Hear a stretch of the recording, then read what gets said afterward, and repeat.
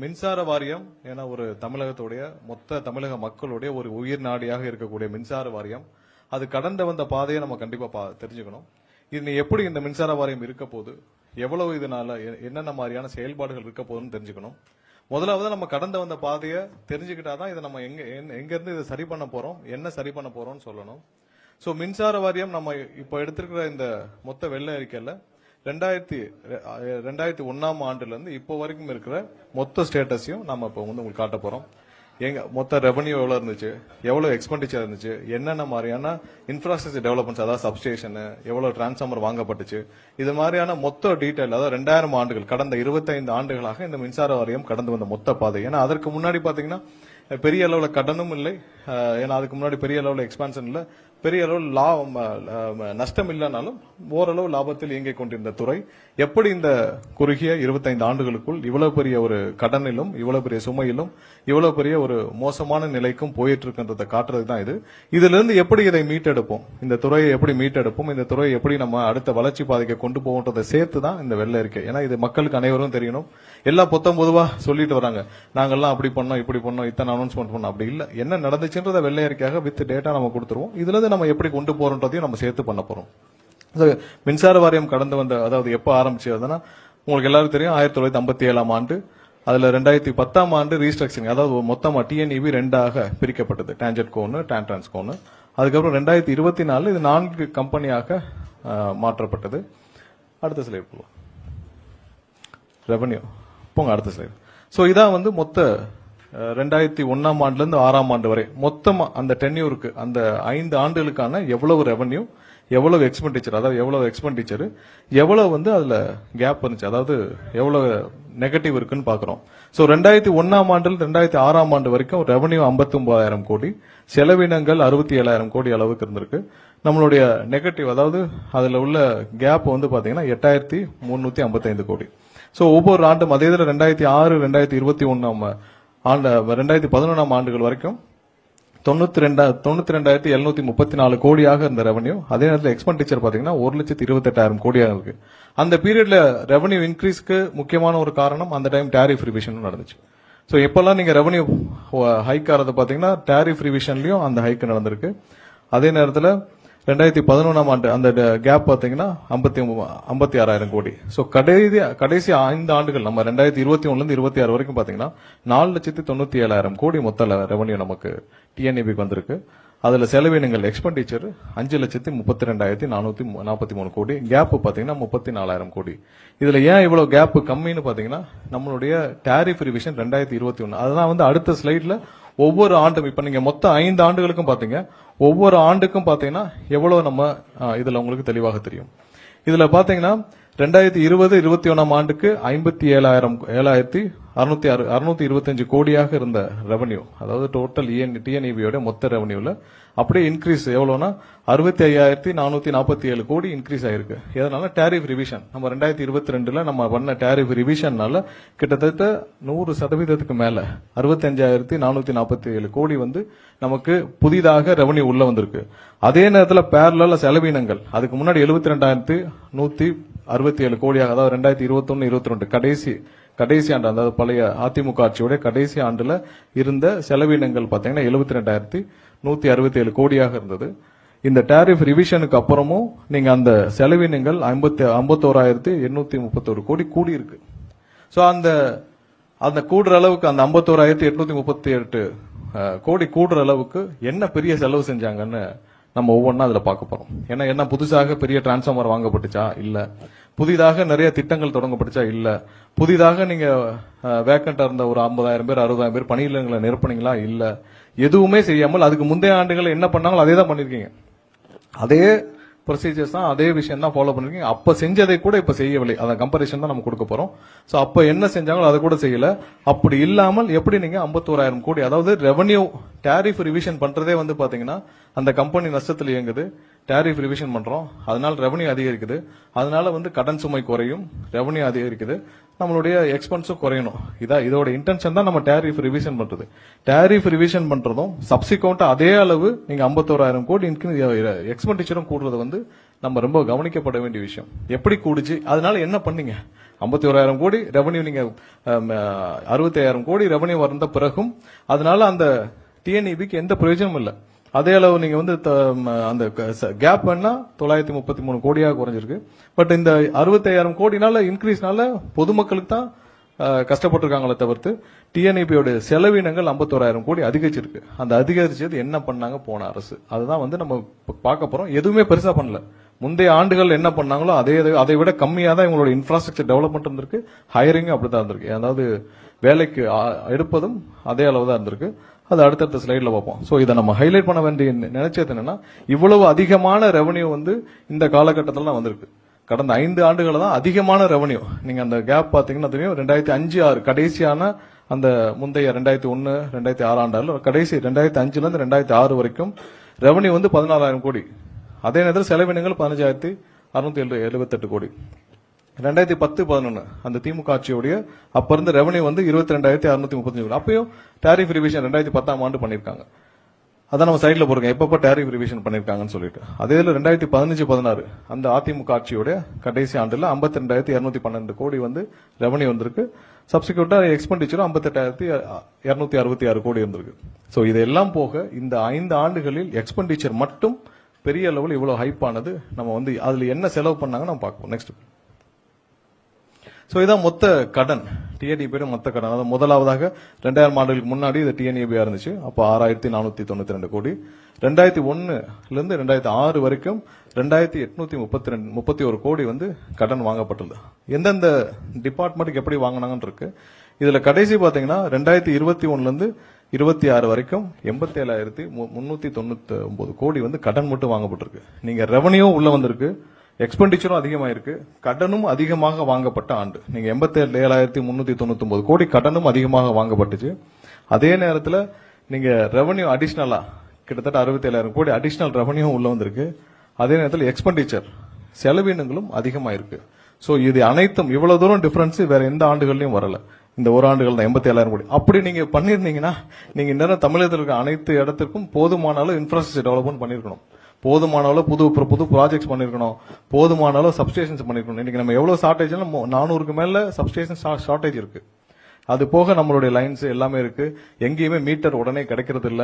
எல்லா இடத்துலயும் ஷார்டேஜ் இருக்கு. அது போக வேக்கன்ட் போர்ஷன் மட்டும் 70,000க்கு மேல இருக்கு. சோ இதெல்லாம் நீங்க ஃபில் பண்ணிருந்தீங்கன்னா இவ்வளவு செலவு பண்ணிருக்கீங்க, இவ்வளவு கடன் வாங்கியிருக்கீங்க, எல்லாம் பண்ணிருக்கீங்க. எதுவுமே இவங்க பண்ணல. அதையும் நம்ம அடுத்தடுத்த ஸ்லைட்ல பார்ப்போம். சோ கடனும் 87,000 கோடி அதிகப்படியாக கடந்த 5 ஆண்டுகளில் வாங்கப்பட்ட கடன். அடுத்தது. சோ நம்மளுடைய இன்றைய தேவை, அதாவது டிஎன்இபி நம்ம தமிழகத்திற்கு எவ்வளவு தேவைன்னு பாத்தீங்கன்னா 21,000 மெகாவாட். இது கடைசியா ஒரு பீக் அப் எடுத்தது. சோ இந்த 21,307 மாறிட்டே இருக்கும். ஒரு 500 300 200 மெகாவாட் பிளஸ் ஆர் மைனஸ் இருந்துட்டே இருக்கும். அதை நம்ம எப்படி பூர்த்தி செஞ்சுட்டு இருக்கோம் நம்ம வந்து தெரிஞ்சுக்கணும். சோ இந்த 21,300 மெகாவாட்டை வந்து நம்ம அரௌண்ட் நம்மளுடைய சொந்த ஓன் ஜெனரேஷன் மூலமாக, அதாவது நம்மளுடைய ஹைட்ரோ தெர்மல், அப்புறம் நம்மளுடைய கேஸ், நம்மளுடைய சொந்த டிஎன்இபியோடைய கார்பரேஷனுடைய ஜெனரேஷன் கார்பரேஷனுடைய இது மூலியமாக அரௌண்ட் ஒரு 3,495 மெகாவாட் நமக்கு வருது. அது இல்லாமல் தமிழகத்துக்குள்ளே உற்பத்தி செய்யறாங்கல்ல, அதாவது சோலார், விண்டு, இப்ப கேப்டிவ்லாம் இருக்காங்க. சோ அதன் மூலமாக நம்ம அவங்ககிட்ட பர்ச்சேஸ் பண்றோம். வெளியில இருந்து தமிழகத்துக்குள்ளே இருந்து நம்ம பர்ச்சேஸ் பண்றோம். அது வந்து 4,246 மெகாவாட் வந்து நம்ம வந்து பர்ச்சேஸ் பண்றோம். என்னென்ன ரேட்டுக்கு பர்ச்சேஸ் பண்ணணும் நம்ம அதுல சைட்ல போட்டிருக்கோம். இது ஆவரேஜ் பிரைஸ் தான். ஆவரேஜ் பிரைஸ் தான். நம்ம வந்து ஒரு சில வெண்டர்ட்ட மாத்தி வாங்குவோம். பட் ஆவரேஜா பாத்தீங்கன்னா இப்ப இண்டிபெண்டன்ட்ல வந்து 5.62 ரூபாய்க்கு வாங்கிட்டு இருக்கோம் இது வரைக்கும். விண்டுக்கு வந்து 2 ரூபாய் 92 பைசாக்கு வாங்கிட்டு இருக்கோம். சோலார் 6 ரூபாய் 11 பைசாக்கு வாங்கிட்டு இருக்கோம். கேப்டிவும் அதே ஒரு 6 ரூபாய் 50 பைசா. சோ இதெல்லாம் ஆவரேஜா நம்ம இந்த பிரைஸ்க்கு வாங்கிட்டு இருக்கோம். இன்டர் ஸ்டேட்டுக்குள்ள நம்மளுடைய. அதே இதுல மத்திய தொகுப்புல வேற மாநிலங்கள்ல இருந்து வர்ற இது வந்து எவ்வளவு வாங்குறோம்னு பாத்தீங்கன்னா 13,566 மெகாவாட் வந்து நம்ம வெளியில இருந்து மத்திய தொகுப்புல இருந்து வாங்குறோம். என்னென்ன ரேட்டுக்கு வாங்குறோம்னு பாக்குறோம். இதுல நமக்கு ரொம்ப வித்தியாசம் வரக்கூடிய ரெண்டு பாத்தீங்கன்னா இந்த short term open access. So அதுலதான் பாத்தீங்கன்னா 6 ரூபாய் 76 பைசா ஆவரேஜ். பட் அந்தந்த நாட்களுக்கு பாத்தீங்கன்னா பீக்ல 17 ரூபாய் 20 ரூபாய் அந்த மாதிரி பீக்ல எல்லாம் வாங்க வேண்டிய சூழ்நிலை ஏற்படும். ஏன்னா இப்ப சாயந்தரத்துக்கு மேல சோலாரும் ஒரு சில மாதங்கள்ல விண்டும் நின்றோம். அப்ப பீக் அவல் இது ஆவரேஜ் பிரைஸ் தான். ஆனா அன்னன்னைக்கு பாத்தீங்கன்னா 17 ரூபாய் 18 ரூபாய் 20 ரூபாய்க்கெல்லாம் ஏன்னா வேலை கிடைக்காம இருக்கப்ப பீக்ல மத்திய தொகுப்புல எவ்வளவு இருக்கோ பீக்ல வாங்கியிருக்கோம். இது ஆவரேஜ் பிரைஸ் தான். சோ இது ரெண்டு தான் வந்து அதிகப்படியாக நம்ம வந்து இந்த 3000 மெகாவாட் வந்து ஷார்ட் டேர்ம் கான்ட்ராக்ட் மூலமாகவும் எக்ஸ்சேஞ்ச் மார்க்கெட்ல 8 ரூபாய் 91 பைசா இது டெய்லி வாங்குறது. சோ இது ரெண்டு தான் அதிகப்படியான செலவினங்களை நம்ம மத்திய தொகுப்புல இருந்து வருது. சோ ஒரு சிலதில் லாங் டேர்ம் கான்ட்ராக்ட் எல்லாம் போட்டிருக்கோம். சோ அதன் மூலியமாக எவ்வளவு வந்து நம்ம வெளியில வாங்குறோம். சோ இதான் நம்ம வந்து இப்ப இருக்கிற நம்மளுடைய மின்சார தேவை இந்த 21,000 மெகாவாட்டை நம்ம எப்படி மீட் பண்ணிட்டு இருக்கோன்ற நம்ம வந்து சொல்லணும்னு கடமைப்படுறோம். ஏன்னா 3495 வந்து நம்ம இன்டர்னல் நம்மளுடைய ஓன் ஜெனரேஷன் மூலியமாக நம்மளுடைய இப்ப எண்ணூர் தெர்மல் ஸ்டேஷன் இதெல்லாம் வச்சு மேட்டூர் இதெல்லாம் வச்சு நம்ம எவ்வளவு ஜெனரேட் பண்றோம், நம்மளுடைய ஹைட்ரோ எவ்வளவு வச்சு கேஸ் இவ்வளவு மூலமாக 3495 தான். இது மாறிட்டே இருக்கு. இப்ப தெர்மல்ல வந்து கடந்த வாரம் வந்து 4000க்கு மேல ஜெனரேட் ஆயிருக்கு. சோ இது மாறிட்டே இருக்கும் ஒவ்வொரு நாள் அதோட எஃபிஷியன்சி பொறுத்து. பட் இவ்வளவுதான் நம்மளுடைய இன்டர்னல் நம்மளுடைய டிஎன்இபி ஜெனரேஷன் மூலமா நம்ம மீட் அவுட் பண்றது. இன்டர்ஸ்டேட் மூலமா நம்மளுடைய பர்ச்சேஸ் வந்து 4246 மெகாவாட். மத்திய தொகுப்புல இருந்து வர்றது வந்து 13,566. இப்படிதான் நம்ம மீட் பண்ணிட்டு இருக்கோம். சோ இவ்வளவு வந்து நம்ம பர்ச்சேஸ் நடக்குது. இதுல பெரிய லெவல்ல கேப் இருக்குது அந்த ஷார்ட் டேர்ம் பர்ச்சேசஸும் எக்ஸ்சேஞ்ச் மார்க்கெட்ல நம்ம வந்து வாங்குற டெய்லி வாங்குற பர்ச்சேஸும் தான் ஹை. இது வந்து நம்ம ஆவரேஜ் போட்டிருக்கோம். மொத்த ஆவரேஜ் ஒரு வருஷத்துக்கான ஒரு மாதத்துக்கான அந்த நாளுக்கான ஆவரேஜ். பட் அந்த அவருக்கு இது மாறும். 16, 17 ஒரு சில காலகட்டங்கள் 21 ரூபாய்க்குலாம் வாங்கியிருக்காங்க. சோ அதை சரி பண்றதுக்கான அடுத்த ஸ்லைட் அடுத்தது போங்க. சோ இப்ப நம்ம அந்த ஷார்ட் டேர்ம் கான்ட்ராக்டையும் இப்ப நம்ம அந்த கடந்த ஒரு மாதத்துல சின்ன சின்ன லீக்கேஜஸ் ஆகுது சரி பண்ணுவோம்னு சொல்லிட்டு இந்த ஷார்ட் டேர்ம் கான்ட்ராக்டையும் இந்த ஓப்பன் எக்ஸ்சேஞ்ச் மார்க்கெட்ல இருக்கிறதையும் சரி பண்றதுக்காக லாங் டேர்ம் கான்ட்ராக்ட் போடுறதுக்கான வேலைகளை செஞ்சிருக்கோம். சோ அதன் மூலமாக நம்ம பாத்தீங்கன்னா இப்ப 8 ரூபாய் 91 பைசா இருக்கிறத வந்து நம்ம லாங் டேர்ம் கான்ட்ராக்ட் போட்டு 6 ரூபாய்க்கு, அதாவது செவரல் இந்த ரெண்டாவது பிளாக்ல உங்களுக்கு தெரியும் 1000 மெகாவாட் நம்ம வந்து 6 ரூபாய்க்கும் இந்த மாதிரி மாற்றி வாங்க முயற்சிகளை செய்துட்டு வரோம். சோ இதன் மூலமாக நமக்கு வந்து ஒவ்வொரு மாதமும் 215 கோடி ரூபாய் நம்ம வந்து மிச்சம் பண்ண முடியும். இப்ப இருக்கிற காலகட்டத்தில் அந்த ரெண்டு செக்டாரை மட்டும் இப்ப உடனே மாத்துறதுக்கான வேலைகளை துவங்கி இருக்கிறோம். சோ இதன் மூலமாக ஒரு 215 கோடி ரூபாய் சேவ் பண்ண முடியும் ஒவ்வொரு மாசத்திற்கும். சோ அந்த வேலை துவக்கப்பட்டுள்ளது. சோ இதெல்லாம் வந்து அந்த ஷார்ட் டேர்ம் கான்ட்ராக்ட்லாம் மாத்திட்டு போடுறதுக்கான முயற்சிகள் ஆல்ரெடி எல்லாம் ஆரம்பிச்சிருச்சு. ஒரு சில வாரங்களில் இதுக்கான ப்ராக்ரஸ் எல்லாம் தனித்தனி கான்ட்ராக்ட் எங்கெங்கெல்லாம் அவைலபிலிட்டி இருக்கோ அதெல்லாம் லாங் டேர்ம் கான்ட்ராக்டை போட சொல்லி நம்ம வந்து எவ்வளவுக்கு பர்ச்சேஸ் பண்றோம்னு சொல்லி அதெல்லாம் முடிச்சு நம்ம வந்து இதன் மூலமாக இதை ரெண்டையும் மாத்துறதுக்கான வேலைகளை செஞ்சுட்டு இருக்கோம். அடுத்தது முக்கியமா நம்ம பார்க்க வேண்டியது டிஎன்ஏபியோட ஸ்டாஃபிங். ஏன்னா இன்னைக்கு நம்ம கிரவுண்ட்ல தேவைப்படுற ஒரு முக்கியமான விஷயம். நம்ம சென்னையை மட்டும் பாக்குறது இல்லாம நம்ம தமிழகம் முழுவதும் பார்க்க வேண்டியிருக்கு. ஒரு சின்ன கிராமத்துல ஒரு சின்ன டிரான்ஸ்ஃபார்மர் போச்சுனாலும் எனக்கு போய் பாக்குறதுக்கு அது கீழே ஒரு சப்ஸ்டேஷன் இருக்குன்னா சப்ஸ்டேஷன் கீழே 300-400 கிராமங்கள் இருக்கு. சோ ஒரு சப்ஸ்டேஷன்ல குறிப்பிட்ட அளவு நபர்கள் இருந்தா தான் அவங்க போய் அட்டெண்டாவது பண்ண முடியும். இன்னைக்கு மக்கள் எல்லாம் போறாங்க சப்ஸ்டேஷன்ல போறாங்கன்னா சப்ஸ்டேஷன்ல யாருமே இல்லைன்னா அவ்வளவுதான் ஸ்டாஃப் இருக்காங்க. இருக்கிற சப்ஸ்டேஷன்ல ஸ்டாஃப், அங்க ஆபீஸ்ல ஸ்டாஃப், எவ்வளவு ஸ்டாஃப் இருக்காங்க நம்ம பாக்குறதுக்கு தான் இதை குறிப்பிட்டிருக்கிறோம். சோ நம்மளுடைய மொத்த தேவை டிஎன்இபியோட மொத்த தேவை வந்து 1,40,635 எம்ப்ளாயிஸ் வந்து இந்த டிஎன்இபிக்கு தமிழகம் முழுவதும் தேவை. இதுல எவ்வளவு பேர் இருக்காங்கன்னா 74,714 பேர் வந்து இதுவரைக்கும் வேலையில் அமர்த்தப்பட்டு வேலையில் இருக்காங்க. எவ்வளவு வேக்கன்ட் இருக்குன்னு பாத்தீங்கன்னா 65,921 பேர் வந்து இப்ப நம்பர் வந்து இது வரைக்கும் வேக்கண்டா இருக்கு. கடந்த 10 வருடத்துல பாத்தீங்கன்னா கிட்டத்தட்ட 20,240 பேர் வந்து ரிட்டையர்மெண்ட் ஆயிருக்காங்க கடந்த 10 வருடத்துல. சோ அதுல எவ்வளவு ஃபில் பண்ணிருக்காங்க நம்ம அடுத்த ஸ்லைட்ல பார்ப்போம். அடுத்த 5 வருஷத்துல வந்து 16,782 பேர் ரிட்டையர்மெண்ட் ஆக போறாங்க. 2030க்குள்ள அடுத்த 5 வருஷத்துல நம்ம வந்து 16,782 பேர் வந்து ரிட்டையர்மெண்ட் ஆக போறாங்க. சோ இதெல்லாம் கணக்கில் கொண்டு நம்ம வந்து இதை சரி செய்யும் வேலையை நம்ம வந்த இந்த அரசு பொறுப்பேற்று உடனே முதல் வாரத்திலே நம்ம துவக்கப்பட்ட விஷயம் தான் இது. ஏன்னா இது ரொம்ப அலாமிங்கான விஷயம். இதை நம்ம உடனே அட்ரஸ் பண்ணணும். இப்ப 16,000 பேரும் சப்சிக்வெண்டா இதுல இருந்து குறைஞ்சிட்டாங்கன்னா நீங்க கிட்டத்தட்ட பாத்தீங்கன்னா அதுல 60,000 கீழே போயிடும். 58,000 பேர் வச்சுன்னா எந்த ஃபங்க்ஷனும் பண்ண முடியாது. நம்ம இதோட எந்த இதுலயும் வந்து ஜென்ரேஷனா இருக்கட்டும் இல்ல டிஸ்ட்ரிபியூஷனா இருக்கட்டும் எந்த இதுலயும் நம்ம ஃபங்க்ஷனே பண்ண முடியாது. சோ இது ரொம்ப முக்கியமான விஷயம். இதை அட்ரஸ் பண்ண வேண்டிய முக்கியமான விஷயம். அதனாலதான் நம்ம என்ன ஸ்டெப் எடுத்துக்கணும் அடுத்த ஸ்லைட். சோ இதுதான் கடந்த ஒரு 5 வருஷங்களா இவங்க அந்த 5 டென்யூரா இந்த கடந்த ஆண்டுகள் 2001 இருந்து 2026 வரைக்கும் எவ்வளவு எம்ப்ளாயிஸ் இருந்தாங்க, எவ்வளவு ரிட்டையர்மெண்ட் ஆயிருக்காங்க, எவ்வளவு இவங்க வந்து வேலைக்கு ஹையரிங் பண்ணிருக்காங்க எடுக்கப்பட்டதுன்னு. சோ நீங்க வந்து 2000 ஆண்டு வரைக்கும் பாத்தீங்கன்னா 200 பேர் அந்த 2000 ஆண்டு அதுல இருந்து பாத்துக்கலாம். 2001 இருந்து 2006 இந்த கடைசி இதுல பாத்தீங்கன்னா 425 பேர் வேலைக்கு எடுக்கப்பட்டுள்ளார்கள் 2001 இருந்து 2006 வரைக்கும். அப்ப வந்து மொத்தம் எவ்வளவு எம்ப்ளாயிஸ் இருந்தாங்கன்னா அந்த முதல் அதிமுக ஆட்சி 2001 இருந்து 2006 வரைக்கும் 93,722 பேர் 21 பேர் இருந்திருக்காங்க. எப்போ 2001 அவ்வளவு பேர் வேலைக்கு இருந்திருக்கிறார்கள். அப்ப வந்து ரிட்டையர்மெண்ட் அந்த வருஷம் அந்த 5 வருஷம் ரிட்டையர்மெண்ட் ஆனவங்க 27,000 பேர். அப்ப நீங்க இதையும் சேர்த்து நீங்க கடைசியில பாத்தீங்கன்னா 425 பேர் தான் அந்த வருஷம் வேலைக்கு எடுக்கப்பட்டுள்ளார். அதே இதுல 2006, 2011 திமுக ஆட்சியில் நீங்க வந்து மொத்தம் இருந்த எம்ப்ளாயி பாத்தீங்கன்னா 78,228 பேர் அப்போ இருந்தது. அதுல அந்த 5 வருஷத்துல 18,522 பேர் ரிட்டையர்மெண்ட் ஆயிருக்காங்க. 6,740 பேர் தான் அப்போ ஹைரிங் நடந்திருக்கு. ரிட்டையர்மெண்ட் ப்ரொபோசிஷனும் பாத்துக்கோங்க, growth ப்ரொபோசிஷனும் பாத்துக்கோங்க. ஏற்கனவே இருந்த அதிமுக ஆட்சியில் இருந்த 93,000 பேர் கூட தக்க வைக்கப்படவில்லை. அந்த அளவுக்கு கூட தக்க வைக்கப்படவில்லை. அதுக்கடுத்து இந்த திமுக ஆட்சியில் 78,000 பேராக அங்க ரிட்டையர்மெண்ட்டும் 18,000 பேர் போயிட்டாங்க. புதிதாக 6,700 பேர் தான் வேலைக்கு எடுக்கப்பட்டது. அடுத்தது 2011-16 அந்த அதிமுக அரசு அந்த டைம்ல பாத்தீங்கன்னா 79,908 பேர் இருந்தாங்க. அதுல 10,000 பேர்கிட்ட ரிட்டையர்மெண்ட் ஆயிருக்காங்க. 9,729 பேர் வந்து வேலைக்கு எடுக்கப்பட்டுள்ளது. 2016-2021 ஆண்டு கால அந்த டென்யூர்ல 953 பேர் வேலையில் இருந்தார்கள். அதுல 9,800 பேர் வந்து ரிட்டையர்மெண்ட் ஆயிருக்காங்க. அதுல 9,613 இது கடைசி அவங்க எடுத்த அந்த ஃபீல்ட் அசிஸ்டண்டா எடுத்தது. சோ அது இப்பவும் வேலைக்கு இருக்காங்க.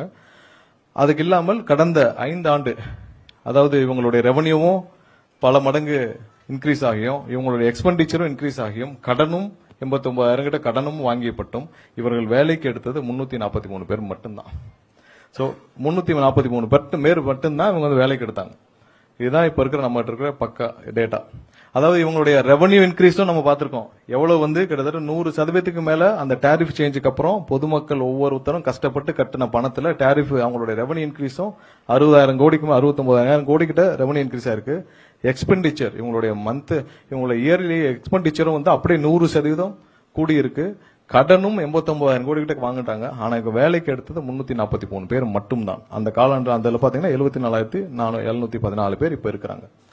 சோ ரிட்டையர்மெண்ட் மட்டும் 9,136 பேர் வந்து ரிட்டையர்மெண்ட் ஆயிருக்காங்க. சோ இதான் இந்த மொத்த டிஎன்இபில எம்ப்ளாயிஸ் எவ்வளவு தூரம் இருந்திருக்கு. ஏன்னா நம்ம தெரிஞ்சுக்கணும் எவ்வளவு பேர் வேலை பார்த்த ஒரு இடம். அதாவது கிட்டத்தட்ட 1,00,000 பேர் 2000 ஆண்டுல கிட்டத்தட்ட 1,00,000 பேர் இருந்த இடம் இன்னைக்கு 1,00,000 பேர் அப்ப இருந்த தேவைக்கு நம்ம இன்னைக்கு வந்து 5 மடங்கு 10 மடங்கு கூடி இருக்கு. நம்மளுடைய மின்சார தேவை நம்மளுடைய எவ்வளவு எண்ட் யூசர்ஸ் கன்சியூமர்ஸும் கூடி இருக்காங்க, எல்லாம் கூடி இருக்காங்க. இன்னும் 2 மடங்காக கூடி இருக்க வேண்டிய எம்ப்ளாயிஸ் தேஞ்சு கடைசியில் நம்ம 74,000 நிக்கிறோம். 25 ஆண்டுகளுக்கு பிறகு நம்ம வந்து 30 ஆண்டுக்கு பின்னாடி போயிருக்கோம். இதான் நம்ம வந்து இந்த 25 ஆண்டுகளை நம்ம திரும்ப நம்ம குறிப்பிட்டதுக்கு முக்கிய காரணம் எப்படி தேஞ்சிட்டு வந்ததுன்னு நம்ம காட்ட வேண்டியிருக்கும். ஏன்னா இது ஒரு பெரிய எக்ஸ்பென்ஸ் இல்ல. எம்ப்ளாயிஸ் வந்து பெரிய எக்ஸ்பென்ஸ் இல்ல. இன்னைக்கு வந்து 10,000 கோடி செலவினங்கள் ஆகுதுன்னா அது பெரிய எக்ஸ்பென்ஸ் இல்ல. ஏன்னா இந்த துறைக்கு அவங்க தான் முக்கியம். கீழ இருந்து களத்திலிருந்து மக்களோடு அவங்க பணியாற்றுறது அவங்க தான் முக்கியம்.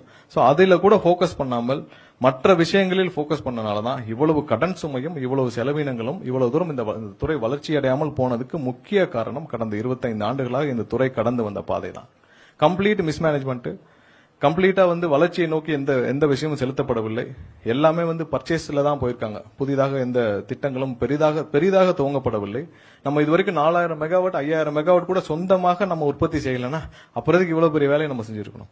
இன்னைக்கு தனியார் வந்து தமிழ்நாட்டில் இன்வெஸ்ட் பண்ணி அவங்க 30,000 மெகாவாட் 40,000 மெகாவாட் சோலார்ல எல்லாரும் ரெனியூபிள் எனர்ஜில அவங்க ஜெனரேட் பண்ணிட்டு போறாங்க. ஏன் நம்ம பண்ணல? நம்ம பண்ணிருக்க வேண்டிய விஷயத்த தனியார்கள் வந்து இங்க பண்ணிட்டு போறாங்க. தனியார்களை அனுமதித்து அவர்கள் மூலமாக இன்டைரக்டா நம்ம லாபம் சம்பாதிச்சதை மட்டும்தான் இவங்க வந்து இந்த 25 வருஷமா பண்ணிருக்காங்க. வேற எதுவுமே பண்ணல. ப்ரீவியஸ்ல இருப்போம் நான் அதை சொல்லிடுவோம். முன்னாடி போங்க. முன்னாடி இந்த இதுல இதான் நம்ம பார்க்க வேண்டியது. அதாவது தனியார்கள் மூலியமாக நம்ம இவ்வளவு வாங்க வேண்டியிருக்கு. அப்புறம் நம்ம என்னைக்கு வந்து நம்மளுடைய சொந்த தொகுப்புல நம்ம 3,495 மெகாவாட் தான் நம்மளுடைய சொந்த தொகுப்புல நம்மளுடைய உற்பத்தியிலே இருக்கு. அப்போ இவ்வளவு வருஷமாக இப்ப நீங்க மொத்தமாக தமிழ்நாட்டில் ரெனியூபிள் எனர்ஜில இது வரைக்கும் வந்து இங்க இன்வெஸ்ட் பண்ணவங்க மட்டும் 35,000-40,000 கோடிக்கு மேல இன்வெஸ்ட் பண்ணிருக்காங்க. ஏன் நம்மளுடைய அரசு துறை அதில் கவனம் செலுத்தவில்லை? கடந்த 25 ஆண்டுகளாக நம்ம வெளியில பர்ச்சேஸ் பண்றோம், மத்திய தொகுப்புல பர்ச்சேஸ் பண்றோம். ஏன் இங்க இருக்கிறவங்களுக்கே நம்ம வந்து இதுக்கப்புறம் இங்க இருக்கிற உள்நாட்டு இதுலயே வந்து இங்க இருக்கிற உற்பத்தியில ஏன் அதிகமா பர்ச்சேஸ் பண்ணல? ஏன் ரேட்டு பாத்தீங்கன்னா சோலார் ரேட்டு 6.11 இது வரைக்கும் போடப்பட்ட தொகுப்பு இது ரொம்ப ஹையஸ்ட் ரேட்டு. அதுல ஏன்ற காரணத்தை இன்டைரக்டாக என்னன்னா நடுவில் நிறைய அக்ரிகேட்டர்ஸ் ஒவ்வொரு சோலாருக்கும் நல்ல உற்பத்தியாளர் 1 மெகாவாட் 2 மெகாவாட் உற்பத்தியாளர் இருக்காங்க. நடுவில் நிறைய அக்ரிகேட்டர்ஸ் அவர்கள் மூலியமா தான் இந்த அரசு பர்ச்சேஸ் பண்ணுது. எங்கேயுமே டைரக்டா உற்பத்தி செய்யறவட்ட பர்ச்சேஸ் பண்ணல. நடுவில் நிறைய அக்ரிகேட்டர்ஸ் மூலமா தான் இவ்வளவு ஹையஸ்ட் பிரைஸ் எல்லா இடத்துலயும் வந்திருக்கு. அடுத்து போயிடலாம். அந்த எம்ப்ளாயிஸ் இது போங்க. சோ இதான் இது வரைக்கும் எவ்வளவு எம்ப்ளாயிஸ் இருந்தாங்க, இதுல எவ்வளவு இதுல கடந்து வந்த பாதை, எவ்வளவு தூரம் இந்த ஒரு ஸ்னாப்ஷாட்டே உங்களுக்கு தெரியும் எவ்வளவு தூரம் இந்த துறை தேஞ்சிட்டு வந்திருக்குன்னு. சோ இருக்கிற இடங்களையே மேனேஜ் பண்ண முடியாத அளவுக்கு ஒருத்தர் வந்து இப்ப 2000 ஆண்டு கிட்டத்தட்ட 1 லட்சம் பேர் இருந்திருக்காங்க. 99,484 பேர் இருந்த இடத்துல இன்னைக்கு 74,000 பேர் தான் இருக்காங்கன்னா ஒருத்தர் வந்து 3 பேர் 4 பேர் செய்யக்கூடிய வேலையை செய்யறாங்க. அதிகப்படியான பணி சுமை உள்ள ஒரு துறையாக இருக்கு. ஏன்னா அவங்க டே டு டே அவங்க களத்துல இருந்தாகணும். ஒரு ஃபியூஸ் போச்சுன்னா போகணும், டிரான்ஸ்ஃபார்மர் போச்சுன்னா போகணும், ஃபியூஸ் ஆஃப் போச்சுன்னா போகணும். களத்துல போய் தினமும் களத்துல போய் ஆபீஸ்ல உட்காந்து வேலை பார்க்குற வேலை கிடையாது. எல்லாம் களத்துல நின்று போயிடணும். இப்ப சர்வீஸ் கொடுக்குறாங்க, ஏன் டிலே ஆகுது? ஆள் இல்ல.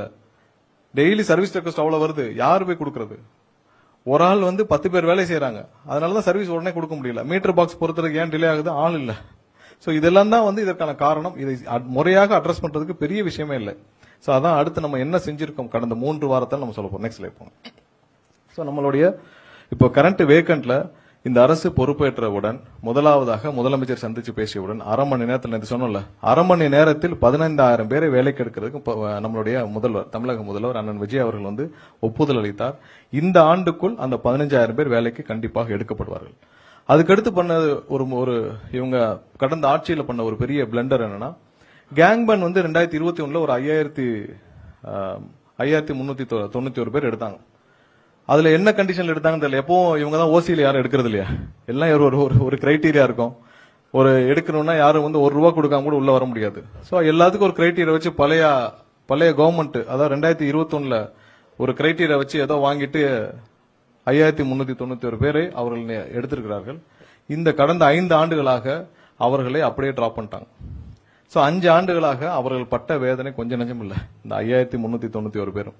ஏன்னா அவங்களுக்கு வேலை இருக்கா இல்லையா, அவங்களுக்கு அனௌன்ஸ்மெண்ட் ஆயிடுச்சு, நீங்க அனௌன்ஸ் பண்ணிட்டீங்க, கன்ஃபார்ம் பண்ணிட்டீங்க. வேலை இருக்கா இல்லையான்னு தெரியல, கூப்பிடுவாங்களா இல்லையான்னு தெரியல, பார்க்காத மினிஸ்டர் இல்ல. ஏன்னா 3 மினிஸ்டர் மாட்டாங்க கடந்த 5 வருஷத்துல. ஆனா நிழல் ஒண்ணுதான், மினிஸ்டர் தான் வேற. நிழலா பின்னாடி இருந்து ஆபரேட் பண்ணது ஒருத்தரலாம். ஆனா மினிஸ்டர் தான் 3 மினிஸ்டர். ஆனா பார்க்காத மினிஸ்டர் இல்ல, பார்க்காத சிஎம் இல்ல, எல்லாரையும் பார்த்தாச்சு. சிஎம், அவர் மாப்பிள்ள ஃப்ரெண்ட்ஸ், பையன் ஃப்ரெண்ட்ஸ் எல்லாரையும் பார்த்திருக்காங்க. அவங்களுக்கு வழியே இல்லை. இப்ப முதல்வரிடம் பேசி அந்த 5,391 பேரையும் சேர்த்து 20,449 பேர் இந்த ஆண்டு அவர்களை கண்டிப்பாக வேலையில் எடுக்கப்படுவார்கள். சோ இதற்கும் முதல்வரிடம் ஒப்புதல் வாங்கிவிட்டது. அது பினான்சியல் அப்ரூவல் இருக்கு, ஏன்னா ஏற்கனவே அனௌன்ஸ் பண்ணனால. சோ இதையும் சேர்த்து 20,000 பேர் இந்த ஆண்டுகளுக்குள்ள 20,449 பேர் வந்து கண்டிப்பாக வேலையில் அமர்த்தப்படுவார்கள். ஏன்னா இது ரொம்ப முக்கியம்.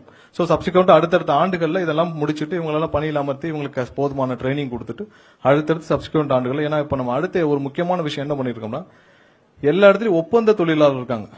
எவ்வளவு பேர் இருக்காங்கன்ற ரெக்கார்டே கிடையாது. மொத்தமாக எவ்வளவு பேர் இருக்காங்க? ஒவ்வொரு நாளும் என்னிடம் வர்றவங்க பாத்தீங்கன்னா ஒப்பந்த தொழிலாளர் 15 வருஷம் இருக்கேன், 20 வருஷம் இருக்கேன். இங்கேயே பாத்தீங்கன்னா 6 மாதம் 7 மாதம் சம்பளம் வாங்காமல் அதுக்கு ஒரு கான்ட்ராக்டர் இருக்காங்க. அந்த கான்ட்ராக்டருக்கு டிஎன்இபி மூலமாக ப்ராப்பரா பேமெண்ட் போயிட்டு இருக்கு. சோ அவர்கள் வந்து அந்த தொழிலாளருக்கு 6 மாசம் 7 மாசம் பிஎஃப் இஎஸ்ஐ எதுவும் கொடுக்காம சம்பளம் கொடுத்திருக்காங்க. இப்பதான் முதல் முறையாக எத்தனை ஒப்பந்த தொழிலாளர்கள் எத்தனை வெண்டர் இருக்காங்க அதை கன்சாலிடேட் பண்ற வேலையை இப்பதான் துவங்கிருக்கு. அது சில வாரங்கள் பிடிக்கலாம், ஏன்னா எவ்வளவு பேர் இருக்காங்கன்னு தெரியல. சோ அவர்களுக்கு என்ன பண்ண போறோம்னு தெரியல. பட் மொத்தமா லிஸ்ட் வந்த பிறகுதான் எவ்வளவு ஒப்பந்த தொழிலாளர் இருக்காங்க, ஒவ்வொரு சப்ஸ்டேஷன்ல எவ்வளவு பேர் இருக்காங்க, அங்க லோக்கலா பிளேஸ் பண்ணிருக்காங்க. இந்த மொத்த லிஸ்டையும் நம்ம எடுத்து கண்டிப்பாக இதுல என்ன பண்ணணும்னு நம்ம அசஸ் பண்ண முடியும். சோ அந்த ஒப்பந்த தொழிலாளரை தவிர்த்து விட்டு இப்ப நம்ம டிஎன்இபில நேரடியாக எடுக்க போறது அந்த 20,449 பேர் பிளஸ் அதுல இன்க்ளூடிங் அந்த கேங்மேன், விடுபட்ட அந்த கேங்மேன் இருக்காங்களா, 2021 ஆண்டிலிருந்து 5 வருஷமாக கஷ்டப்பட்டு வர அந்த கேங்மேனுக்கு கண்டிப்பாக இந்த ஆண்டு நம்ம முடிச்சு சீக்கிரம் பைனான்சியல் அப்ரூவல் வாங்கி கொடுத்துருவோம். நம்ம யாரையும் பழி வாங்குறதும் இல்ல. கடைசியில வந்து 2 அரசும் அவங்களோட ஈகோல நீ வாங்கிட்டு போட்ட நான் வாங்கிட்டு போட்டேன்னு சொல்லி 2 பேரும் விட்டு அந்த 5,397 பேருக்கு கண்டிப்பாக இந்த அரசு ஒரு வழி கொடுக்கும்ன்றதை சொல்லிடுறோம். அடுத்த ஸ்லைட். இப்பதான் முக்கியமா நம்ம எம்ப்ளாயிஸ் வைஸ் பார்த்துட்டோம், எப்படி இந்த கடந்து வந்த பாதை, எவ்வளவு வந்து எம்ப்ளாயிஸ் இருந்தாங்க, எப்படி இந்த துறை எவ்வளவு தூரம் போயிருக்குன்னு. இப்ப நம்ம எக்யூப்மெண்ட்ஸ் இன்ஃப்ராஸ்ட்ரக்சர், அதாவது டிரான்ஸ்ஃபார்மர்ஸ், சப்ஸ்டேஷன்ஸ், நம்மளுடைய ஹெச்டி லைன்ஸ் எல்லாம் வந்து கடந்த 2001 ஆண்டுல இருந்து இப்ப வரைக்கும் எவ்வளவு இன்ஸ்டால் பண்ணதுன்னு பார்க்கணும். ஏன்னா நம்மளுடைய growth ஆவரேஜா இருக்கு. இது 15% இருந்து 20% growth வந்து ஒவ்வொரு வருஷமும் நம்மளுடைய கஸ்டமர் growth இருக்கு, அதாவது எண்ட் யூசர் growth இருக்கு. அதை தக்கன நம்மளுடைய இன்ஃப்ராஸ்ட்ரக்சர் growth இருக்கான்னு பார்க்கணும்னா அதான் இருக்கும். சோ ஓவராலா இப்ப இருக்கிறதுல பாத்தீங்கன்னா சப்ஸ்டேஷன் மொத்தம் 1910 சப்ஸ்டேஷன்ஸ் இப்ப வரைக்கும் இருக்கிறது. சோ ஒவ்வொரு வருஷமும் எவ்வளவு வந்து நம்ம கமிஷன் பண்ணி முடிச்சிருக்கோம். அப்படின்னு பாத்தீங்கன்னா நீங்க 2001க்கு முன்னாடி வரைக்கும் 618 அது வரைக்கும் இருந்த சப்ஸ்டேஷன் 618.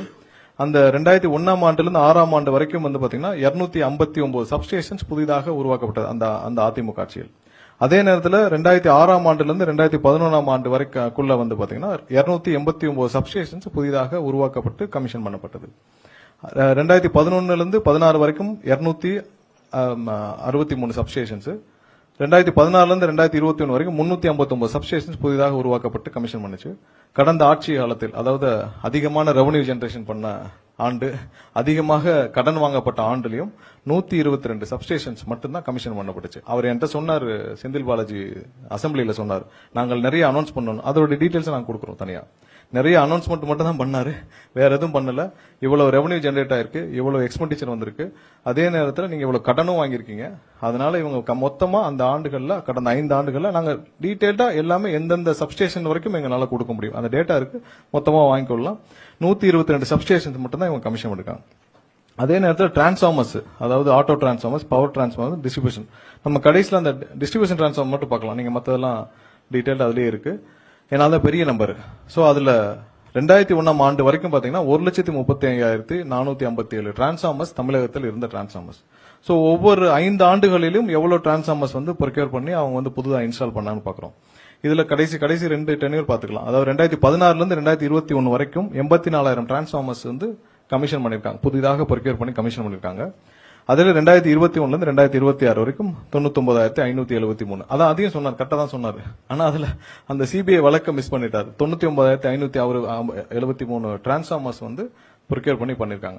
சோ இந்த ஆவரேஜும் இதோடைய செலவினங்கள் எவ்வளவுன்னு பாத்தீங்கன்னா நம்ம தனியா பார்ப்போம். பட் இந்த ஆவரேஜும் இதான் வந்து நம்ம அந்த ஆண்டுகள்ல பண்ணப்பட்டது. மொத்த உள்ள இப்போ கரண்டா தமிழகத்தில் உள்ள மொத்த டிரான்ஸ்ஃபார்மர்ஸ் பாத்தீங்கன்னா 4,47,603 டிரான்ஸ்ஃபார்மர்ஸ் இப்ப இருக்குது. நெக்ஸ்ட் ஸ்லைட் போலாம். சோ தான் இந்த ஹெச்டி லைன்ஸ், அப்புறம் ஓஹெச் லைன்ஸ், இதெல்லாம் கிலோமீட்டர் இருக்கு. யூஜி கேபிள்ஸ் இதெல்லாம் எவ்வளவு இன்ஸ்டால் பண்ணிருக்குன்னு பாக்குறோம். ஒவ்வொரு ஆண்டுகள்லயும் எவ்வளவு இன்ஸ்டால் பண்ணிருக்கு நம்ம இங்க தெளிவா குறிப்பிடப்பட்டிருக்கு. இதுலயும் 2006 இருந்து 2011 தான் வந்து அதிகமா, அதாவது 68,000. அதுக்கடுத்து 2011-14 இருந்து 53,384. 2016 இருந்து 2021 ஆண்டுகளில் 33,706 கிலோமீட்டர்ஸ் மொத்தம் லே பண்ணிருக்கு. அதே எல்டி லைன் சொல்றோம் நம்ம. அதே 2021 2026 வரைக்கும் 23,179 கிலோமீட்டர்ஸ் வந்து எல்டி லைன்ஸ் வந்து லே பண்ணிருக்காங்க. சோ இதான் மொத்த இதோடைய இன்ஃப்ராஸ்ட்ரக்சர். இதுலயும் எந்தெந்த ஆண்டுகள் எவ்வளவுன்னு குறிப்பிட்டு. நெக்ஸ்ட் போங்க. நம்மளுடைய மொத்த இப்ப அசெட், இப்ப இருக்கிற நம்ம எவ்வளவு அசெட் இருக்குன்னு பாத்துட்டோம். டிரான்ஸ்ஃபார்மர்ஸ்ல இருந்து ஹெச்டி லைன்ஸ் இருந்து எல்லா லைன்ஸுக்கும், கண்டக்டர்ஸ் எல்லாருக்கும்.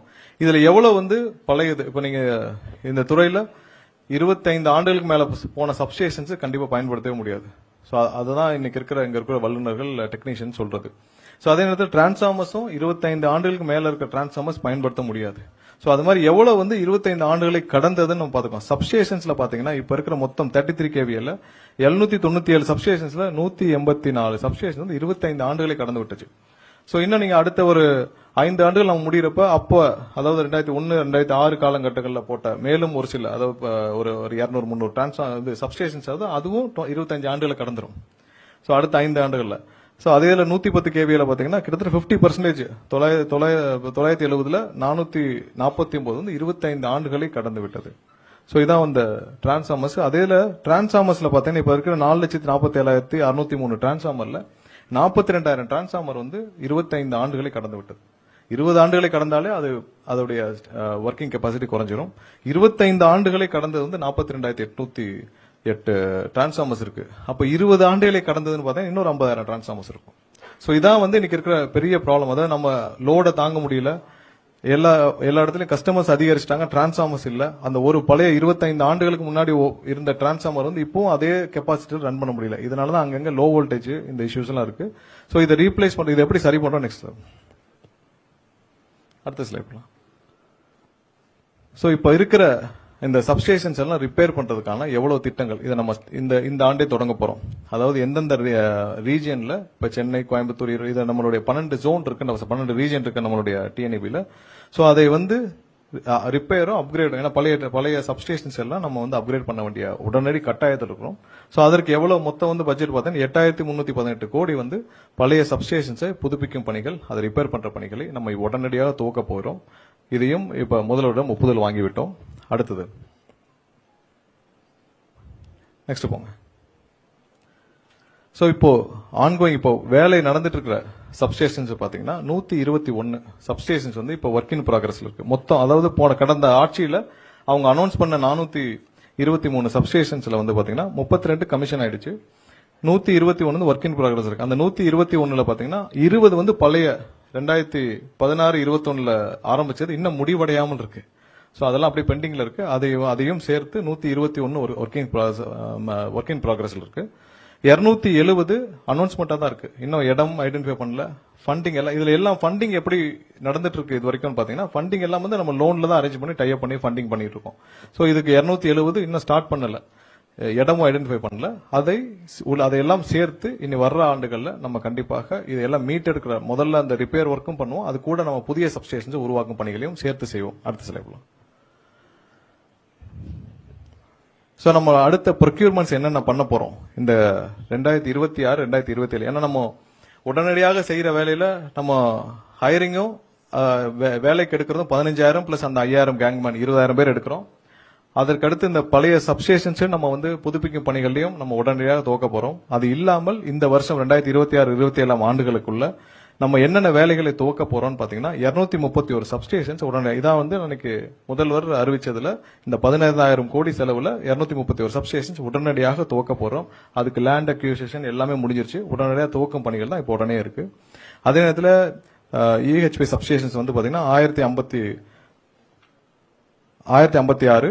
அதுக்கப்புறம் கடைசியில் டிரான்ஸ்ஃபார்மர் பார்க்கலாம். 60,000 டிரான்ஸ்ஃபார்மர்ஸ் வந்து இந்த வருஷம் ப்ரொக்யூர் பண்ண போறோம். மீட்டர்ஸ் வந்து 21,70,000 மீட்டர்ஸ். ஸோ இதெல்லாம் சேர்த்து 21,512 கோடிக்கு இந்த வருஷம் வந்து நம்ம இன்ஃப்ராஸ்ட்ரக்சர் ஸ்டெபிலைசேஷனுக்காக நம்ம செய்ய போற வேலைகள் இந்த ஆண்டு மட்டும். அடுத்த 4 ஆண்டுகள் என்ன செய்ய போறோம்னு இதுல பார்த்தோம். ஸோ அடுத்த 4 ஆண்டுகள்ல 238 சப்ஸ்டேஷன்ஸ் வந்து நம்ம புதிதாக மேலும் உருவாக்க போறோம். இது இல்லாமல் அடுத்த 4 ஆண்டுகளில் புதிதாக உருவாக்க போறோம். ஸோ இதெல்லாம் என்னென்ன செய்ய போறோம்னு சொல்லிட்டு இதுல டிரான்ஸ்ஃபார்மர்ஸ் மட்டும் 1,50,000 டிரான்ஸ்ஃபார்மர்ஸ் வந்து பிளான் பண்ணிருக்கோம். ஏன்னா இதை பண்ணாதான் நம்ம அடுத்து வர்ற நம்மளுடைய ரெக்யர்மெண்ட்ஸை நம்மளுடைய கஸ்டமருக்கு கொண்டு போய் சேர்க்க முடியும். ஏன்னா இப்போ நீங்க 4,47,000 டிரான்ஸ்ஃபார்மர் இப்பயே 40,000 டிரான்ஸ்ஃபார்மர் கிட்ட 25,000 பழசு. ஸோ நம்ம முடிவடையும் படத்துல 1,00,000 20 ஆண்டுகளுக்கு பின்னாடி இருக்கும். ஸோ அதனால 1,50,000 டிரான்ஸ்ஃபார்மர்ஸையாவது நம்ம வந்து பிளான் பண்ணிருக்கிறோம். அடுத்த ஸ்லைட்.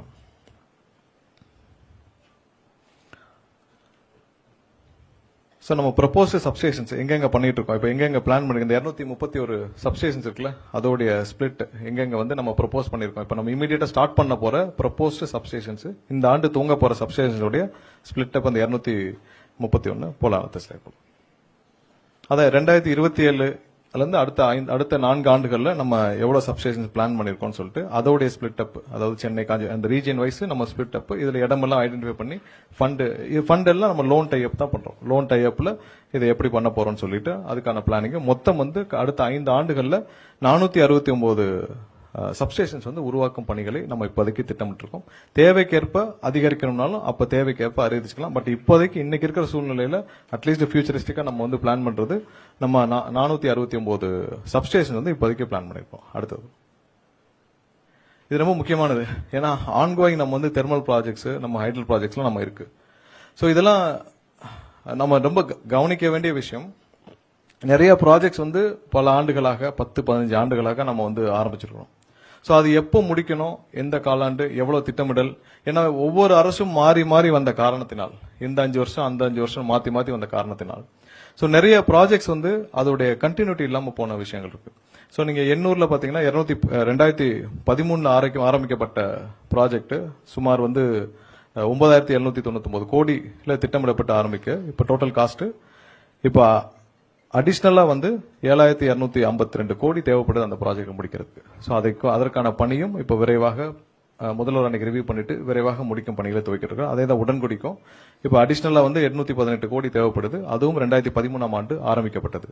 அடுத்த 2 வந்து நம்ம ரொம்ப பேசப்பட வேண்டிய விஷயம் என்னன்னா இந்த இடிபிஎஸ் நம்ம இங்க தெர்மல் எக்ஸ்பான்ஷனுக்கு 2012 ஆண்டு ஆரம்பிக்கப்பட்ட அந்த ப்ராஜெக்ட் வந்து திட்டமிடப்பட்ட போது 6350 கோடியில திட்டமிடப்பட்டு அதுல வந்து 2871 கோடி செலவுகள் செஞ்சு கடந்த 2 வருஷமா அப்படியே கிடப்பில் போடப்பட்டுள்ளது. ஃபீசிபிலிட்டி இல்லை, என்ன ப்ராப்ளம் தெரியல, அப்படியே கிடப்பில் போடப்பட்டு இது வரைக்கும் அதுல செலவு செஞ்சது மட்டும் 2871 கோடி செலவு செய்து அப்படியே கிடப்பில் விட்டு விட்டார்கள். ஸோ அதை நம்ம எக்ஸ்பர்ட்டை வச்சு அசஸ் பண்ணி என்ன செய்யலாம்னு பார்க்கணும். அதுக்கடுத்து இந்த உப்பூர் வந்து நம்ம பேச வேண்டிய விஷயம். உப்பூரும் அதே மாதிரி தான் 2010 அந்த திமுக ஆட்சி காலத்தில் துவங்கப்பட்டது. 12,778 கோடி செலவில் திட்டமிடப்பட்டது. இப்போ வந்து பாத்தீங்கன்னா 5,920 கோடி இது வரைக்கும் செலவு பண்ணி முடிச்சிட்டாங்க. ஆனால் கடந்த 5 ஆண்டுகளாக 2021 அது ஸ்டாப்ட் இல்ல, தப்பா இருக்கு. அது 2021 அது வந்து கிடப்பு, அதுல இருந்து அப்படியே கிடப்புல கிடக்கு. அந்த உப்பூர் பிளான்ட் 5 ஆண்டுகளாக எந்த வேலையும் செய்யல, 5 ஆண்டுகள் அப்படியே கிடப்புல இருக்கு. சோ இதையும் முதல்வர் அசஸ் பண்ணி அன்னைக்கு ரிவ்யூ பண்ணி முடிச்சிட்டு உடனடியாக இதையும் முடிக்க சொல்லியிருக்கிறார். ஏன்னா இவ்வளவு செலவு பண்ணியாச்சு மக்களோட வரி பணத்தை எடுத்து. அந்த உப்பூருக்குலாம் வந்து கேட்ட வரைக்கும் அதுக்கு வாங்கின கடனும் செலுத்தப்பட்டு விட்டுச்சான். வாங்கின கடனையும் செலுத்தியாச்சு, ஆனால் அது அனைத்தும் அப்படியே கிடப்பில் போட்டு ஒரு ஓரமாக போட்டு வச்சிருக்காங்க. சோ இவ்வளவு வாங்கின கடந்த 5 ஆண்டுகள் இவங்க வாங்கின கடன், இவங்க இன்க்ரீஸ் பண்ண ரெவன்யூ, இது எதிலையும் இந்த இதுல போக்கஸ் பண்ணவே இல்லை. சோ நம்ம அடிஷனலா ஏதாவது ப்ராஜெக்ட்ஸ் பண்ணாங்களா? இல்ல. அடுத்து போங்க. சோ கடந்த இதுல ஹைடல் ப்ராஜெக்ட்ஸ்ல என்னென்ன இப்ப பம்ப்டு ஸ்டோரேஜ்ல நிறைய நம்ம போக்கஸ் பண்றோம். ஏன்னா பீக் ஹவர்ஸ் மேனேஜ்மெண்ட்டுக்காக போக்கஸ் பண்றது. அதுவும் வந்து 2016-21 ஆண்டுகள்ல ஆரம்பிக்கப்பட்டது. இந்த குந்தா ப்ராஜெக்ட்ஸும் அதே மாதிரி தான். சோ இதெல்லாம் திட்டமிடப்பட்டு எவ்வளவு அடிஷனல் ரெவன்யூ இப்ப தேவைப்படுது இப்ப இந்த 2 ப்ராஜெக்ட்டுக்கும். சோ இதெல்லாம் விரைவாக இந்த ஆட்சி காலத்தில் முதல்வரும் உத்தரவிட்டிருக்கிறார். சீக்கிரமா முடிச்சு நம்ம துவக்கும் பணிகள்ல இருக்கிறோம். சோ அதெல்லாம் விரைவாக ஆய்வு செய்து அடுத்தடுத்த கட்டத்துல சீக்கிரமா முடிக்கிற வேலையில நம்ம இப்போ பண்ணியிருக்கிறோம். அடுத்தது போங்க. சோ இதுல ப்ரீவியஸ்ல சோ இந்த 2லயும் பாத்தீங்கன்னா கடந்த 5 ஆண்டுகளாக எந்த புது ப்ராஜெக்டும் ஆரம்பிக்கல. இப்ப இந்த மாதிரி ஏதாவது ப்ராஜெக்ட் ஏதாவது ஹைட்ரல் தெர்மல் ஏதாவது ஆரம்பிச்சிருக்காங்களா, இனிஷியேட் பண்ணிருக்காங்களா? எதுவும் புதிதாக ஆரம்பிக்கப்படவில்லை. எதுவும் புது அனௌன்ஸ்மெண்ட்டும் பண்ணல. எல்லாம் ஐடென்டிஃபைடோட இருக்கு. பிஓ ரிலீஸ் பண்ணிருக்கு. எந்த இதுவும் புதிதாக துவங்கப்படல. அடுத்தது போலாம். சோ நம்ம கடந்த 4 வாரத்துல என்னென்ன, அதாவது எம்ப்ளாயி ரிலேட்டட்ல எவ்வளவு பேர் ஹையர் பண்றதுக்கான நம்ம வேலைகளை துவங்கி இருக்கணும்னு நம்ம சொல்லியிருக்கிறோம். அதே நேரத்தில் நம்ம வந்து எவ்வளவு இன்ஃப்ராஸ்ட்ரக்சர், அதாவது எவ்வளவு சப்ஸ்டேஷன்ஸ் புதிதாக துவங்க இருக்கிறோம், அதே நேரத்தில் எவ்வளவு டிரான்ஸ்ஃபார்மர் வாங்க இருக்கிறோம், எவ்வளவு புதிதாக எல்லா எக்யூப்மெண்ட்ஸ்ல வாங்க இருக்கு, அனைத்து திட்டமிடலும் செஞ்சு அதற்கான வேலைகள் துவங்கப்பட்டு விட்டுச்சு. அது இல்லாமல் நம்ம இங்க ப்ராசஸ் ஓரியன்டா எவ்வளவு சேஞ்சஸ் நம்ம பண்ணிருக்கோம் நம்ம பாக்குறோம். அதாவது நிறைய அவுட்டேஜஸ் சொல்றாங்க, டெய்லி இவ்வளவு அவுட்டேஜஸ் போகுதுன்னு. சோ அந்த அவுட்டேஜஸ் மக்கள் அனைவரும் தெரிஞ்சுக்கொள்ள வேணும், எவ்வளவு அவுட்டேஜஸ் ஒவ்வொரு நாள் இருக்குன்னு சொல்லிட்டு. சோ அதற்காக கடந்த ஒரு வாரமாக டெய்லி டேஷ்போர்டு எவ்வளவு அவுட்டேஜஸ், அதாவது எந்தெந்த இடத்துல பவர் ஃபெயிலியர் ஆகுது, எவ்வளவு அவுட்டேஜஸ் நம்ம பப்ளிஷ் பண்ணிட்டு வரோம். சோ அதுல எவ்வளவு நேரத்துல அதை ரெக்கவர் பண்றாங்க, எந்தெந்த இடத்துல அவுட்டேஜஸ் ஆகுதுன்னு சொல்லிட்டு நம்ம பப்ளிஷ் பண்ணிட்டு வரோம். இதுவரை நான் பார்த்தவரை 52 இருந்து 55 இடங்கள் அதிகமாக அவுட்டேஜஸ் தமிழ்நாடு முழுவதும். அது எவ்வளவு நேரத்துல ரெக்கவர் பண்றதும் சேர்த்து நம்ம பப்ளிஷ் பண்ணிட்டு வரோம். அது ஒரு புது இனிஷியேட்டிவ். அதுக்கடுத்து கிரீன் ரெனியூவபிள் எனர்ஜில இந்த சோலார், விண்ட் மில் இதெல்லாம் பாத்தீங்கன்னா நம்ம அப்ளிகேஷன்ஸ் இது முன்னாடி எப்படி போயிட்டு இருக்குன்னு தெரியும். பார்ட்டி ஃபண்ட் ரொம்ப கோவம் வந்தது நிறைய பேருக்கு.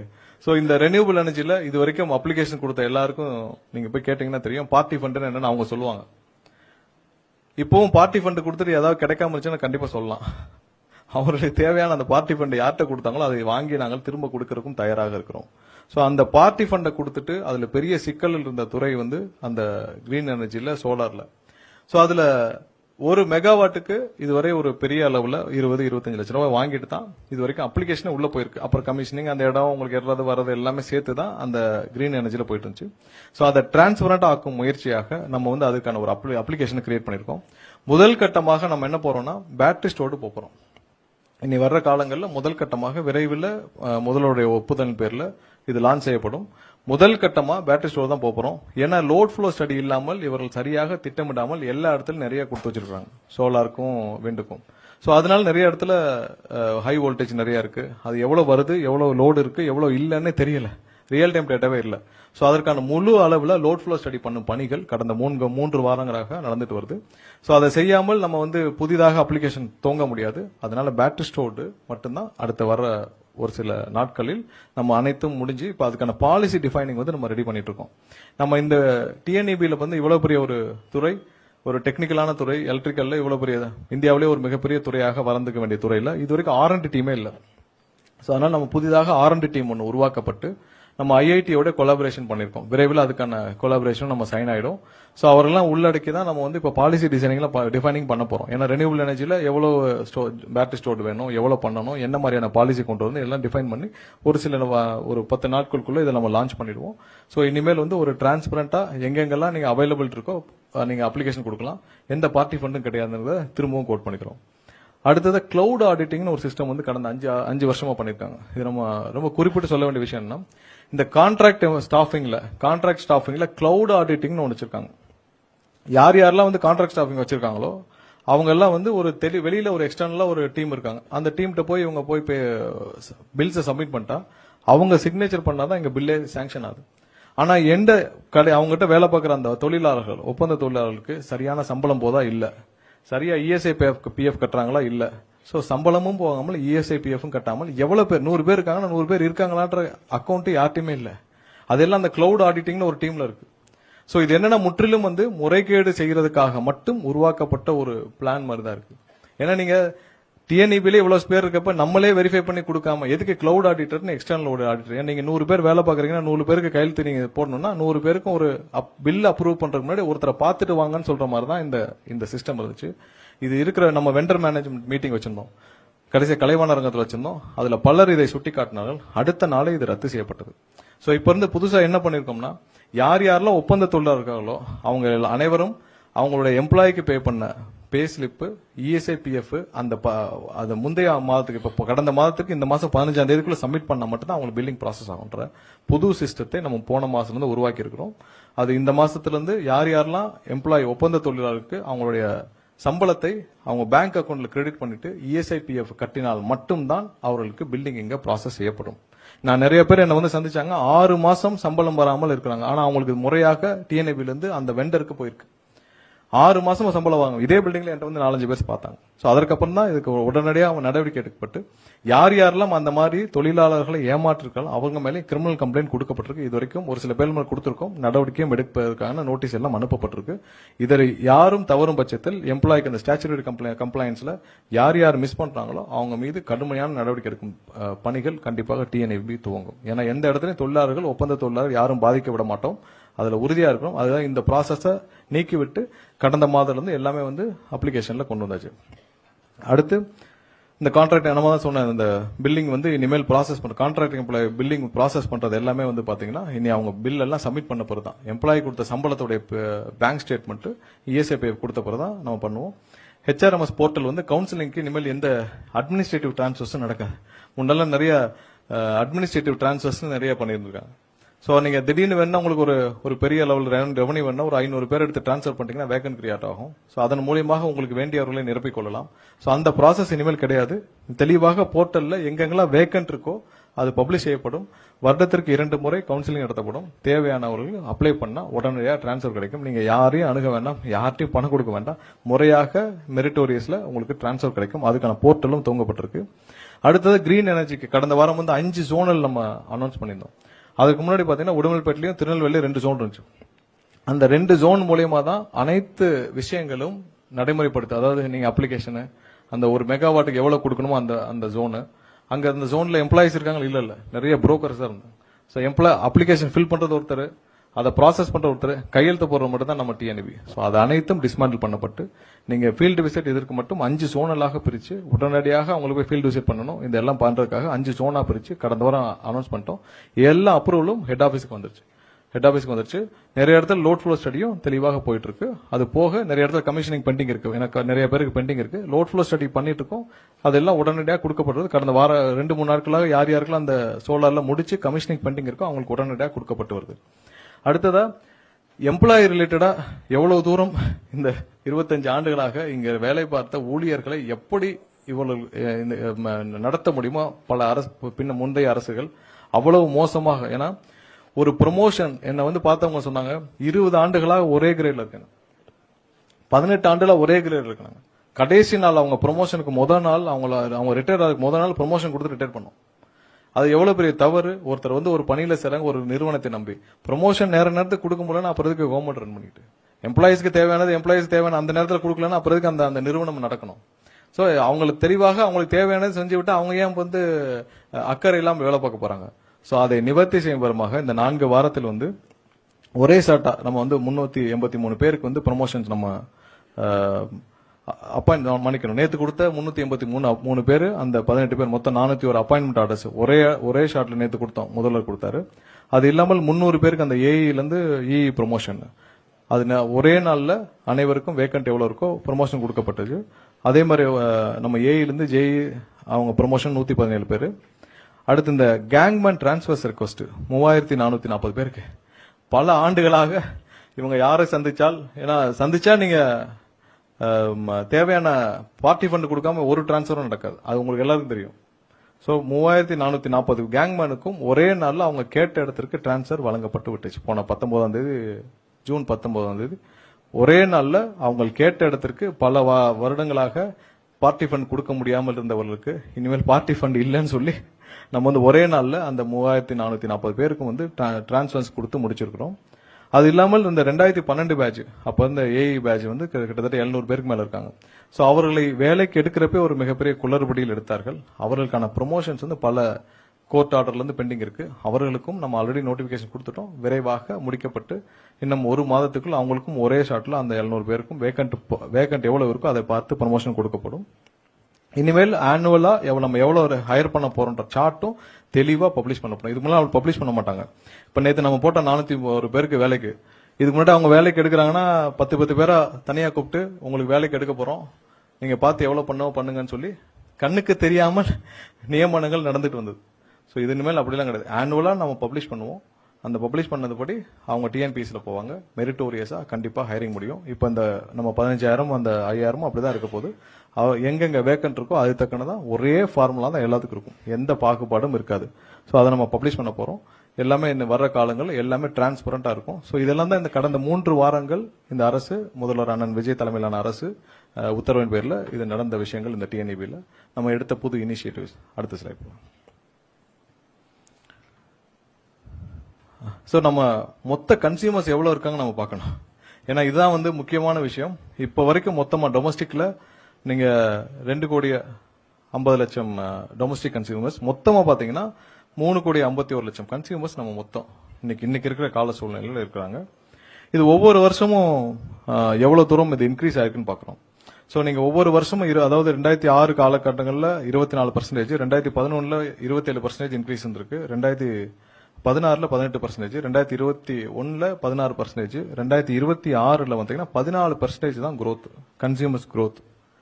அப்ப நீங்க புது தொழில்துறை துவங்கப்பட்டது இல்ல, புதிதாக நிறைய எம்எஸ்எம்இ உருவாக்கப்பட்டதா இல்ல. ஏன்னா இருக்கிற எல்லா ஆண்டுகளையும் கடந்த 25 ஆண்டுகள்ல ரொம்ப குறைவான growth, consumer growth, end user consumer growth வந்து கடந்த 5 ஆண்டுகள்ல தான் மொத்தம் 14% தான்.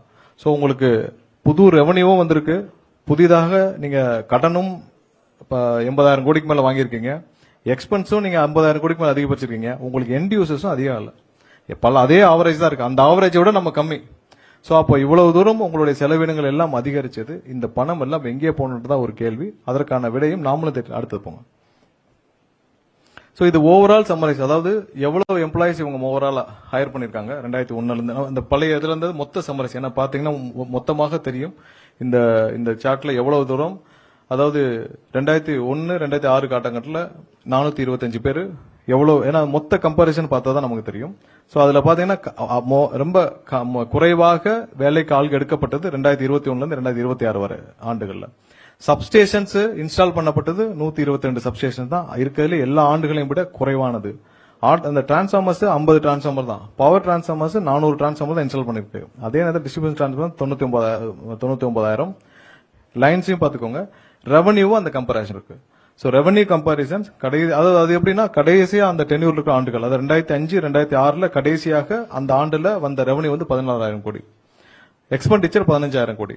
சோ அதோடைய சர்ப்ளஸ், அதாவது கேப் வந்து மைனஸ், அதோடைய அந்த ஆண்டுக்கான நம்மளுடைய கடன் வந்து 2,831 கோடி. அந்த கடைசி ஆண்டு மட்டும் பார்த்திருக்கோம். ஏன்னா அந்த ஒரு ஆண்டுன்னு பார்த்தா தான் நமக்கு அந்த கம்பாரிசன் தெரியும். 5 ஆண்டுகளுக்கு உள்ளடக்கினா அந்த கம்பாரிசன் தெரியாதுனால இது மட்டும் ஆண்டுல போட்டிருக்கோம். மேல இருக்கிறது வந்து மொத்தம் அந்த டென்யூருக்கு போட்டிருக்கு.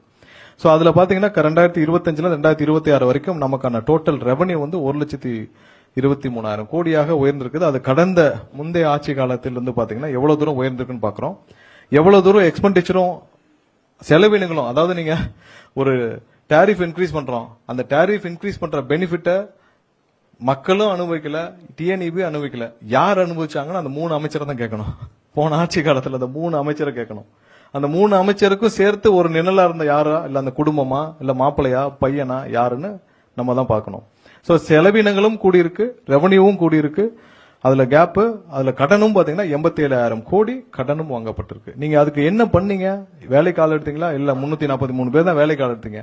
சப்ஸ்டேஷன் என்ன பண்றீங்க? 122 சப்ஸ்டேஷன் தான் பண்ணிருக்கீங்க. எவ்வளவு கொள்முதல் பண்றீங்க? என்ன வந்த கொள்முதல்ல நீங்க என்ன பண்ணீங்கன்னு எல்லாம் தெரியும். டிரான்ஸ்ஃபார்மர்ல 99,000 டிரான்ஸ்ஃபார்மர்ல 44,000 டிரான்ஸ்ஃபார்மருக்கு ஏற்கனவே சிபிஐ வழக்கு தொடுத்திருக்கு.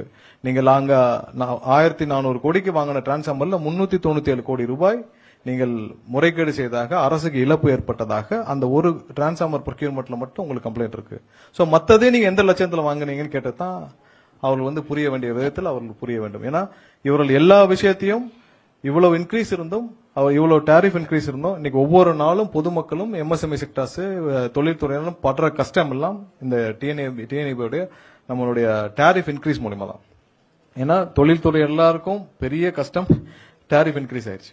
அவங்களுக்கு ஒவ்வொரு நாளும் நிறைய கைத்தறிகள், விசைத்தறிகள், இவங்க தொழிற்கூடங்கள், எம்எஸ்எம்இ செக்டர்ஸ் எல்லாரும் படுற பெரிய துயரம். எனக்கு தெரிஞ்சு பல ஆயிரக்கணக்கான எம்எஸ்எம்இ செக்டர்ஸ் க்ளோஸ் பண்ணதுக்கு முக்கிய காரணம் நம்மளுடைய டாரிஃப் இவ்வளவு ஹைக் ஆனது காரணம்.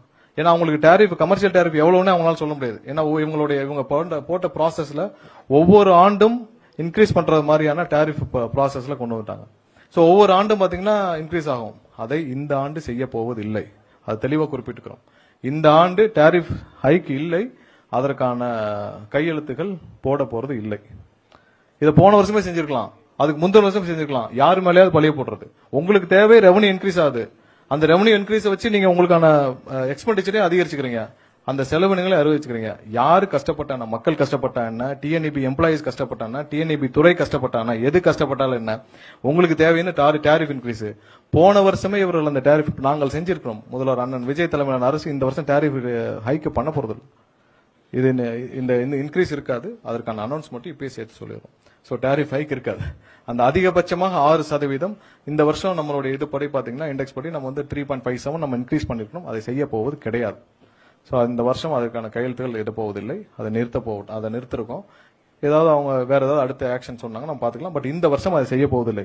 சோ இந்த மொத்த ஸ்லைட் இதுல நம்ம சொல்ல வந்த விஷயம், மக்களும் கஷ்டத்தில் இருந்தார்கள், தொழில்துறையும் கஷ்டத்தில் இருந்தது, அதே நேரத்தில் இந்த துறையும், டிஎன்இபி துறையும் கஷ்டத்தில் இருந்துச்சு. ஆனால் இந்த அரசியல் இருந்தவர்கள் மட்டும் இந்த மொத்தமும் இந்த இன்க்ரீஸ் எல்லாத்தையும் எங்க போச்சுன்றதான் நம்மளுடைய கேள்விகளா இருக்கு. அதற்கான விடையை நம்ம எல்லா இடத்துலயும் தேடிட்டு இருக்கோம். ஏன்னா எல்லாமே செலவினங்களாக காட்டப்பட்டிருக்கு. ஒவ்வொன்றும் செலவினங்களாக காட்டிருக்கு. அடுத்து போங்க. ஏன்னா புதிதாக இவங்க எந்த இதுவும் புது ப்ராஜெக்டும் ஆரம்பிக்கல. சோ இவ்வளவு தூரம் டிஃபரன்ஸ், 1 லட்சம் கோடிக்கு மேல நீங்க கடன் எல்லாம் சேர்த்தீங்கன்னா கிட்டத்தட்ட 1,80,000 கோடி கிட்ட எங்க போச்சுன்னு தான் நம்மளுடைய கேள்வி. அடுத்து மேல சோ நம்மளுடைய இந்த ஓவரால் இதுல என்ன பண்ண போறோம் நம்ம, அதாவது நம்ம இந்த 2026, 27 நம்ம அந்த 15,000 பேரை வேலைக்கு எடுக்கிறோம். அதன் மூலமாக 597 கோடி நமக்கு அதிகமான செலவுகள் ஏற்படும். கேங்மேனுக்கும் அந்த 97,000 கோடி செலவினங்கள் அதிகமா இருக்கும். நம்ம இப்ப அவங்களை வேலைக்கு எடுக்க போறோம், ப்ரொக்யூர்மெண்ட் பண்றோம். அதுக்கான மொத்த காஸ்ட் அங்க அந்த முன்னாடி ஸ்லைட் இருந்த மொத்த காஸ்ட். சோ மொத்தமாக இந்த அரசு இந்த வருஷத்தில் 49,532 கோடி நம்ம இன்வெஸ்ட் பண்ண போறோம். இது எல்லாத்துக்கும் நம்ம சப்ஸ்டேஷன்ஸ் எல்லாத்துக்கும் சேர்த்து. சோ நம்ம சொல்றோம் 49,000 கோடி நாங்க செலவு பண்ண போறோம்னா எதுல செலவு பண்ணிக்கிறோம் காட்டுறோம். நாங்க இந்த 231 சப்ஸ்டேஷன்ஸ், ஆன்கோயிங் சப்ஸ்டேஷன்ஸ் கம்ப்ளீட் பண்ண போறோம். பழைய ப்ராஜெக்ட்ஸ் எல்லாம் நம்ம முடிக்க போறோம். பெண்டிங் அந்த அடிஷனல் ரெவன்யூ தேவைப்படுற ப்ராஜெக்ட்ஸ் சேர்த்து முடிக்க போறோம். எவ்வளவு ப்ரொக்யூர் பண்றோம்னு காட்டிட்டோம். இந்த ஒரு ஆண்டு மட்டும் 49,000 இன்வெஸ்ட் பண்ணணும்னா இதை முடிக்கிறதுக்கு 2 ஆண்டுகள். ஏன்னா சப்ஸ்டேஷன்ஸ்லாம் உங்களுக்கு தெரியும் 2 ஆண்டுகள் ஆகும். இதை முடித்தாலே இன்னைக்கு இருக்கிற தேவையா, அதாவது போதுமான அளவுக்கான நமக்கு தேவையான அந்த இடையூறுகளை நம்ம சமாளிக்க முடியும். சோ இது மாதிரியான எந்த திட்டமிடலும் பழைய ஆண்டுகள்ல பண்ணல. நம்ம சொல்லிருக்கோம் இந்த வருஷம் இதை பண்ண போறோம். 49,000 கோடின்றது நீங்க உங்களுடைய அந்த ஒரு ஆண்டுகளில் நீங்க வாங்கின செலவு, அதாவது அடிஷனல் ரெவன்யூ அந்த 69,000 கோடி, அடிஷனல் காஸ்ட் 50,000 கோடி, அது இல்லாமல் 89,000 கோடி கடன், இது எல்லாம் சேர்த்தாலே இதுல அதுல நம்ம ஒரு 25% 30% தான் இப்ப நம்ம ஸ்டெபிலைஸ் பண்றதுக்கான வேலைகளை செய்ய போறோம். அது இல்லாமல் இந்த 5 வருஷம் ஸ்டெபிலைஸ் பண்றதுக்கான 49,000 கோடி இந்த வருஷம் இன்வெஸ்ட் பண்ண போறோம். சோ இதுக்கு தேவையான அளவு நம்ம கடனாக தான் பெற போறோம். தேவையான இடத்துல கடன் லோன் டைப் தான் பண்ண போறோம். அதற்கு எப்படி பண்ண போறோம்னு நம்ம இந்த வர காலங்களில் திட்டமிட்டிருப்போம். ஆனா லோன் டைப்ல தான் பண்ண போறோம். லோன் டைப்பும் ப்ராப்பரா ஸ்பெண்ட் பண்ணணும். நம்மள மாதிரி 80,000 89,000 கோடி வாங்கிட்டு புதிய இன்வெஸ்ட்மெண்ட்டும் இல்ல, புதிதாக ப்ரொக்யூர்மெண்ட்டும் இல்ல, புது சப்ஸ்டேஷனும் இல்ல, புதிதாக எந்த திட்டமும் இல்ல, புதிய வேலைக்கு எடுத்தீங்களா 343 பேரை மட்டும்தான் வேலைக்கு எடுத்துறாங்க. சோ எந்த இதுவும் ஒழுங்காக செய்யாமல் இந்த துறை இந்த இடத்திற்கு வந்ததற்கான காரணத்தை நம்ம சமாளிச்சுப்போம். அடுத்த ஸ்லைட் போங்க.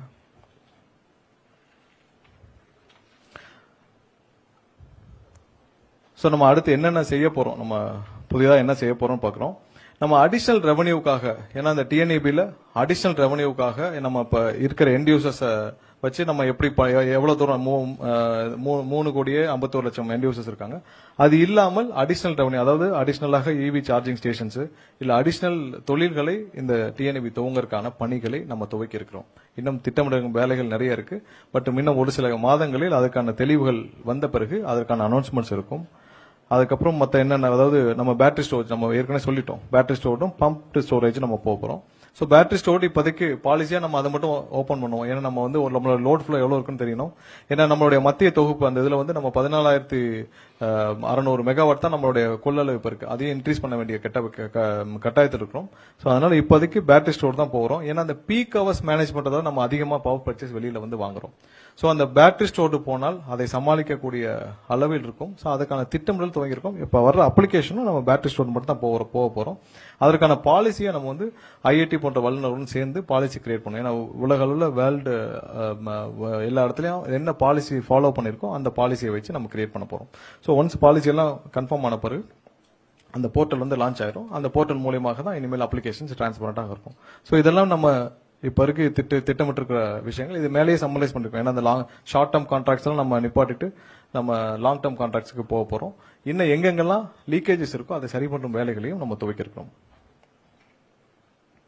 சோ முற்றிலுமாக நீங்கள் அனைவரும் எதிர்பார்த்த இந்த வெள்ளை அறிக்கை. ஏன்னா இந்த துறை எந்த இடத்துல இருந்து ஆரம்பிச்சது, எவ்வளவு பேர் வேலை பார்த்தார்கள், எதை நோக்கி பயணிச்சிட்டு இருக்கு, இந்த துறையில என்னென்ன செய்ய வேண்டியிருக்கு நம்ம சொல்லியிருக்கோம். இந்த துறையில எல்லாம் பொதுவாக இல்ல நேத்து வரைக்கும் நல்லா இருந்துச்சு இன்னைக்கே இப்படி ஆச்சுன்ற கேள்விகளுக்கும் நம்ம விடை இதுல சொல்லிடுறோம். கடந்த 25 ஆண்டுகளாக எவ்வளவு பேர் பணியாற்றினார்கள், எவ்வளவு தூரம் இந்த துறை ஒவ்வொரு இடத்துலயும் வளர்ந்திருக்கு, எவ்வளவு செய்ய வேண்டிய விஷயங்கள் நம்ம மிஸ் பண்ணிருக்கோம், ஏன் இவ்வளவு கடன் சுமை இந்த இடத்துக்கு போயிருக்கு, அதை ப்ராப்பரா இன்வெஸ்ட்மெண்ட் ஆயிருக்கா இல்ல, தேவையான ஆட்கள் எடுக்கப்பட்டாங்களா இல்ல, தேவையான அளவு இன்ஃப்ராஸ்ட்ரக்சர் இன்வெஸ்ட்மெண்ட்ஸ் நடந்திருக்கா இல்ல, தேவையான அளவு வந்து இங்க இருக்கிற பயனாளர்களுக்கு எண்ட் யூசர்ஸ்க்கு அவங்களுக்கு தேவையான பணிகளை செய்யப்பட்டதா இல்ல, எல்லாம் அதிகப்படியான செலவினங்கள் மட்டுமே செய்யப்பட்டு டோட்டலா மிஸ்மேனேஜ் பண்ணப்பட்டதோடைய விளைவாக இன்னைக்கு இவ்வளவு பெரிய கடன் சுமையோடு 2,50,000 கோடி அளவு கடன் சுமையோடு பணியாளர்களும் ஒவ்வொருத்தரும் 4 பேர், ஒருத்தர் வந்து 4 பேர் செய்யக்கூடிய வேலையிலும் செஞ்சு ஒட்டுமொத்த தமிழக மக்களும் கஷ்டப்படுற அளவுக்கு கொண்டு வந்து விட்டதற்கான விடையை நம்ம இப்ப சொல்லியிருக்கோம். கண்டிப்பா இந்த துறையை நம்ம அடுத்தடுத்த கட்டத்திற்கு மேம்படுத்துற வேலைகளை துரிதமா செஞ்சிருக்கோம். இது 4 வாரத்தில் நம்ம செய்த விஷயங்கள், நம்ம திட்டமிட்டப்பட்ட விஷயங்கள், நம்ம என்ன செய்ய போறோன்ற விஷயங்கள், இது அனைத்தும் துரிதமாக ஒவ்வொரு நாளும் 7 மணி நேரம் 8 மணி நேரம் நம்ம உட்கார்ந்து இங்க இருக்கிற நம்ம சிஎம்டி உட்பட, செக்ரட்டரி உட்பட, இங்க இருக்கிற அனைத்து டைரக்டர் உட்பட, எம்டி எல்லாரும் சேர்ந்து ஒவ்வொரு நாளும் 7-8 மணி நேரம் நம்ம உட்கார்ந்து திட்டமிட்டு இருக்கோம். ஒவ்வொரு நாளும் அடுத்தடுத்த வே ஃபார்வர்டிங்ல நம்ம போயிட்டு இருக்கோம். கண்டிப்பா அடுத்த வர்ற ஒரு சில மாதங்களில், ஒரு சில ஆண்டுகளில் இந்த துறையை மேம்படுத்துறதுக்கான வேலைகளை முழு அளவில் ஒவ்வொரு நாளும் அதை நோக்கி தான் பயணிச்சிட்டு இருக்கோம். ஏன்னா இந்த வருஷமே 20,000 பேர் உள்ள வராங்கன்றதே ஒரு பெரிய விஷயம். அது இல்லாமல் புதிதாக எங்கெங்க நம்ம இன்வெஸ்ட் பண்ண போறோம்னு சொல்லியிருக்கோம், எந்தெந்த இடத்துல இன்வெஸ்ட் பண்ண போறோம்னு சொல்லியிருக்கோம். கம்ப்ளீட் டீடைல் லிஸ்ட் உங்களுக்கு எல்லாருக்கும் இப்ப முடிஞ்ச உடனே கையில கொடுத்துருவாங்க. என்ன இந்த டோட்டல் பிரசன்டேஷனும் இந்த வெள்ளை அறிக்கையும் எல்லாம் கொடுத்துருவோம்.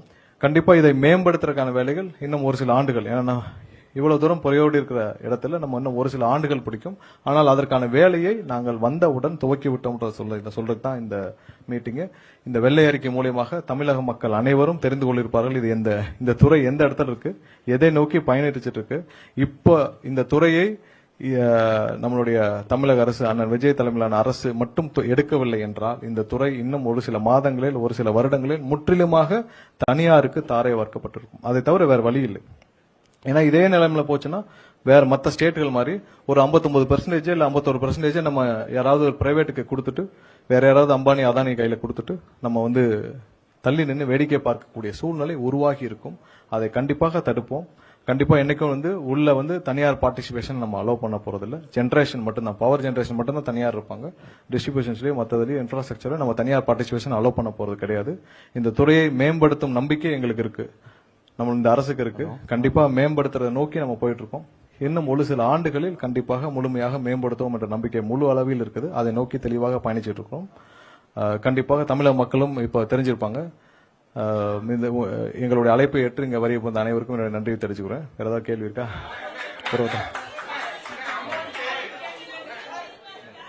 கடைசியா கடைசியா ஒரே ஒரு விஷயம் வந்து மிஸ் பண்ணிட்டோம். டிரான்ஸ்ஃபார்மர் கொள்முதல்ல நடந்த ஊழல்கள் உங்களுக்கு தெரிஞ்சிருக்கும். அதே பேட்டர்ன்ல நம்ம தேடிட்டு இருந்த விஷயங்கள்ல கண்டக்டர்லயும் 9 டெண்டர்ல சுமார் 1028 கோடி அளவுக்கு 9 டெண்டர்ல முறைகேடுகள் கண்டுபிடிக்கப்பட்டு விசாரணைக்கு உத்தரவிடப்பட்டுள்ளது. விரைவில் வழக்கு பதிவு செய்யப்படும். 9 டெண்டர் அதே பேட்டர்ன்ல அதே இடத்துல ஒரு முறைகேடுகள் கண்டுபிடிக்கப்பட்டு அதற்கான உத்தரவுகளும் கடந்த சில நாட்களுக்கு முன்னால் கொடுக்கப்பட்டுச்சு. விரைவில் அதற்கான வழக்குகளும் தொடுக்கப்பட்டு விசாரணை நடைபெறும். அது வந்தனு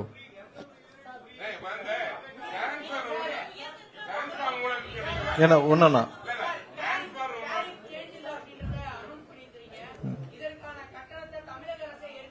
டேரிஃப், அதாவது டேரிஃப் கடந்த வருஷத்துல டேரிஃப் இன்க்ரீஸ் ஆனனால இப்ப கஸ்டமர்ஸ்க்கு, அதாவது கமர்ஷியல், அது ஹவுஸ் ஹோல்ட் டொமஸ்டிக் கஸ்டமர்ஸ்க்கு இன்க்ரீஸ் இல்லாம அந்த சுமையை அரசு ஏற்கும்னு சொல்லிட்டு இண்டஸ்ட்ரியல் கமர்ஷியலுக்கு அதை அப்படியே விட்டுட்டாங்க.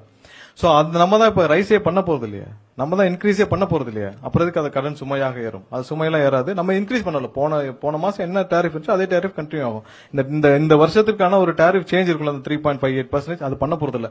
கடந்த வருஷம் 3.31% பண்ணிருக்காங்க. அது பண்ணிருக்காங்க. நம்ம அந்த மாதிரி எதுவும் பண்ண போறது இல்லையா, அதை ஸ்டாப் பண்ணிருக்கோம்.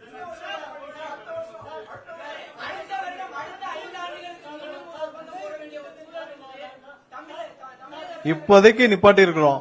அடுத்து திட்டம் மட்டும் சொல்லுவோம். அடுத்து வேற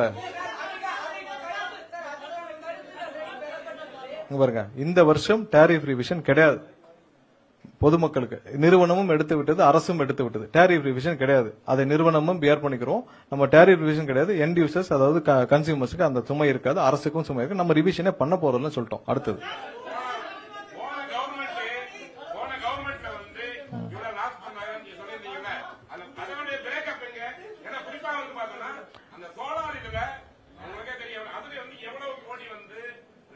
முறைகேடாக சோலார் பேனலுடைய அப்ளிகேஷன்ஸ் ப்ராசஸ் செய்யப்பட்டு முறைகேடாக ஆயிரக்கணக்கான மெகாவாட்டுகள் கொடுக்கப்பட்டது. அதோட மொத்த அசஸ்மெண்ட் எடுத்துட்டு இருக்கோம். ஒவ்வொரு நாளும் எதெல்லாம் முறைகேடாக 20 நாள் 25 நாள் ப்ராசஸ் பண்ண அப்ளிகேஷன்ஸ் எல்லாத்தையும் கேன்சல் பண்ணிட்டு வரோம். யார் மேலாம் சந்தேகம் இருக்குதோ, லோட் ஃப்ளோ இல்லாமல் பண்ணவங்க எல்லாம் அங்கே நிறுத்தி வைக்கப்பட்டுள்ளது. சோ அதில் முழுசும் இது எல்லாத்துலயும் பார்த்தீங்கன்னா எங்கேயுமே டிஜிட்டல் டேட்டா இல்ல, எல்லாம் மேனுவல் டேட்டா எடுத்து அசஸ் பண்ற வேலையில அதுல கண்டுபிடிக்கப்பட்டது இந்த கண்டக்டருடைய ஊழல் எல்லாம், அந்த முறைகேடு எல்லாம், அந்த டெண்டர்ல 9 டெண்டர்ல நடந்த முறைகேடுகள் எல்லாம் அசஸ்மெண்ட் போயிட்டு இருக்கு. எல்லாத்தையும் ரிவைவ் பண்ணிட்டு இருக்கோம். மொத்தமா தமிழகம் முழுவதும் இருக்கிற அனைத்து டிஎன்ஏபியில் இருக்கிற ஸ்டாக்கும் வெரிஃபிகேஷன் பண்ணிட்டு இருக்கோம். எவ்வளவு ஸ்டாக், எவ்வளவு டிரான்ஸ்ஃபார்மர் இருக்கு, எல்லா ஸ்டாக்கும் வெரிஃபிகேஷன் வந்து கடந்த 2 வாரங்களா போயிட்டு இருக்கு. ஒவ்வொரு இடத்துலயும் அதை வீடியோ ரெக்கார்டிங் பண்ணி ஊழியர்கள் 40 டீமுக்கு மேல போட்டு ஸ்டாக் வெரிஃபிகேஷனும் பண்ணிட்டு இருக்கோம். அனைத்தும் வெரிஃபிகேஷன் பண்ணிட்டு இருக்கோம். அனைத்தும் பண்ற வேலையும் நடந்துட்டு இருக்கு. என்னப்பா இல்ல தெர்மல் எப்படி, தெர்மல்ல எப்படி ஃபங்க்ஷன் ஆகுது, அதோட செலவினங்கள் எல்லாம் காட்டிட்டோம். அதுக்குள்ள அடைக்கிறோம். தெர்மல் பவர் பிளான்டோடைய எக்ஸ்பென்ஸ், அதோடைய ரெவன்யூ எல்லாம் காட்டிட்டோம். அதுக்குள்ள அதோடைய எக்ஸ்பென்ஸ் இருக்கும். நம்ம கோல் வந்து ஒரு சில தெர்மல் பிளான்ட்டுக்கு தான் நம்ம இம்போர்ட் பண்றோம். மத்த எல்லாமே இங்க டிஎன்பிஎல் நம்ம என்டிபிசி மூலமா தான் நம்ம பர்ச்சேஸ் பண்றோம். எதெல்லாம் சந்தேகம் இருக்கு அதெல்லாம் நிறுத்தி வைக்கப்பட்டிருக்கு. அடுத்தது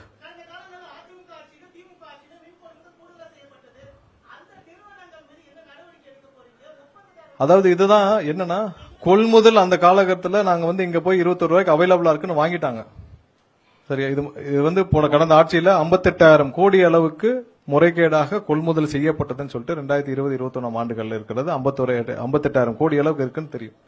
சோ அது வந்து ப்ரொக்யூர் பண்ண இடத்துல நீங்க டாக்குமெண்டடா சரியாக விஞ்ஞான ஊழல் செய்தவர்களுக்கு டாக்குமெண்டடா சரி பண்ணி செய்ய தெரியும்.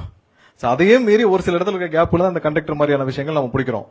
எங்கெங்கெல்லாம் வந்து அவங்க வந்து விஞ்ஞான முறையில் தெளிவாக 50 ஆண்டுகளா செஞ்சவங்களுக்கு இப்பயும் செய்ய தெரியாதா? அதுலயும் மிஸ் பண்ற விஷயங்கள் தான் இந்த டிரான்ஸ்ஃபார்மர் ஊழல், இந்த கண்டக்டர் எல்லாம் சின்ன சின்ன விஷயங்களை பிடிச்சிருக்கும். கண்டிப்பா எல்லாத்தையும் அவங்களும் விசாரிச்சிட்டு இருக்காங்க. அதில் முறைகேடு இருக்க அனைத்தையும் அதாவது வழக்கு பதிவு செய்யப்பட்டிருக்கு. அதெல்லாம் செய்யப்பட்டும் வரும். வேறதான் என்னப்பா?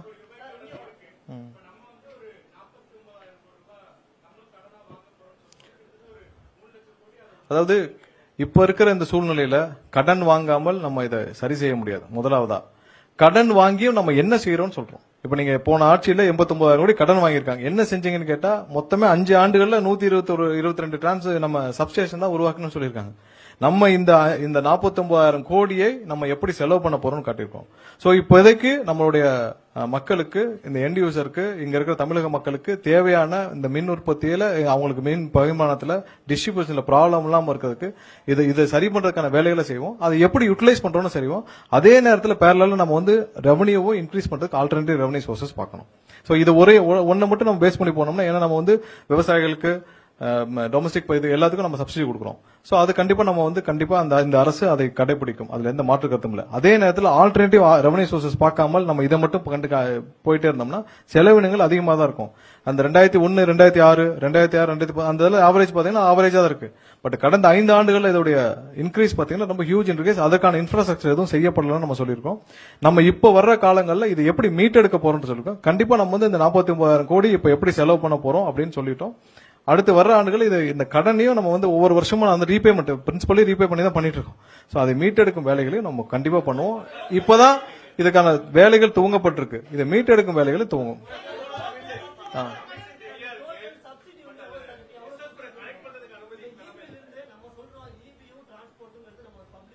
இல்ல கண்டிப்பா நம்ம வந்து ஹேண்ட்லூம்க்கு போன வருஷம் என்ன அதை வெளியிடுறோம். போன வருஷம் என்ன சப்சிடி கொடுக்கப்பட்டது அதே அப்படியே தொடரும். அதுல எந்த மாற்று கருத்தும் இல்ல.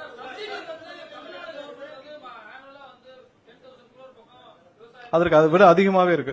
19,000 கோடி கிட்ட அதுக்கான ஸ்பிளிட் அப் நாங்க வெளியிடுறோம்.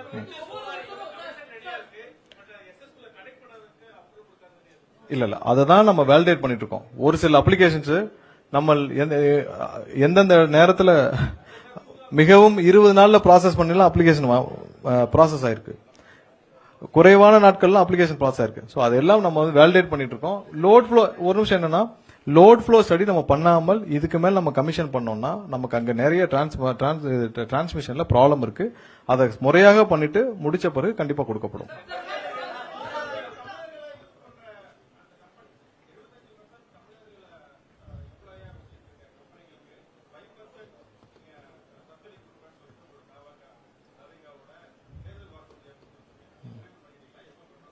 இல்ல இப்ப வர்ற நம்ம ஹையரிங் எல்லாமே வந்து நம்ம என்ன சொன்னோமோ அது மாதிரிதான் இருக்கும்.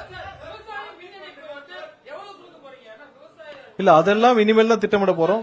இல்ல ஏற்கனவே பெண்டிங் என்னென்ன இருக்குன்னு பாத்துட்டு இருக்கோம். அது இனிமேல் தான் திட்டமிட போறோம். இந்த வெள்ளை அறிக்கையில இது வரைக்கும் கடந்து வந்து என்ன செய்ய போறோம் பண்ணிருக்கோம். மத்த இந்த மாதிரி விவசாயிகளுக்கு எவ்வளவு நம்ம புது சர்வீஸ் கொடுக்க போறோம். இதெல்லாம் இனிமேல் வர்ற இல்ல இலவச மின்சாரம் கண்டிப்பா தொடரும். அதுல எந்த மாற்று கருத்தும் கிடையாது.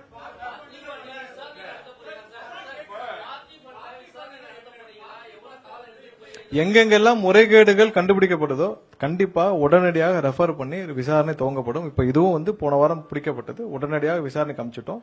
அதுவும் வந்து இன்னும் ஒரு சில நாட்களில் வழக்கு பதிவு செய்யும்னு கேள்விப்பட்டேன்.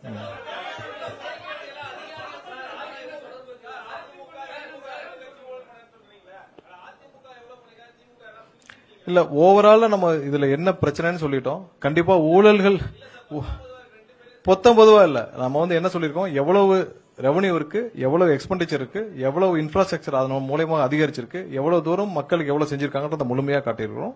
கண்டிப்பா நம்ம என்ன செய்ய போறோம்னு காட்டியிருக்கிறோம்.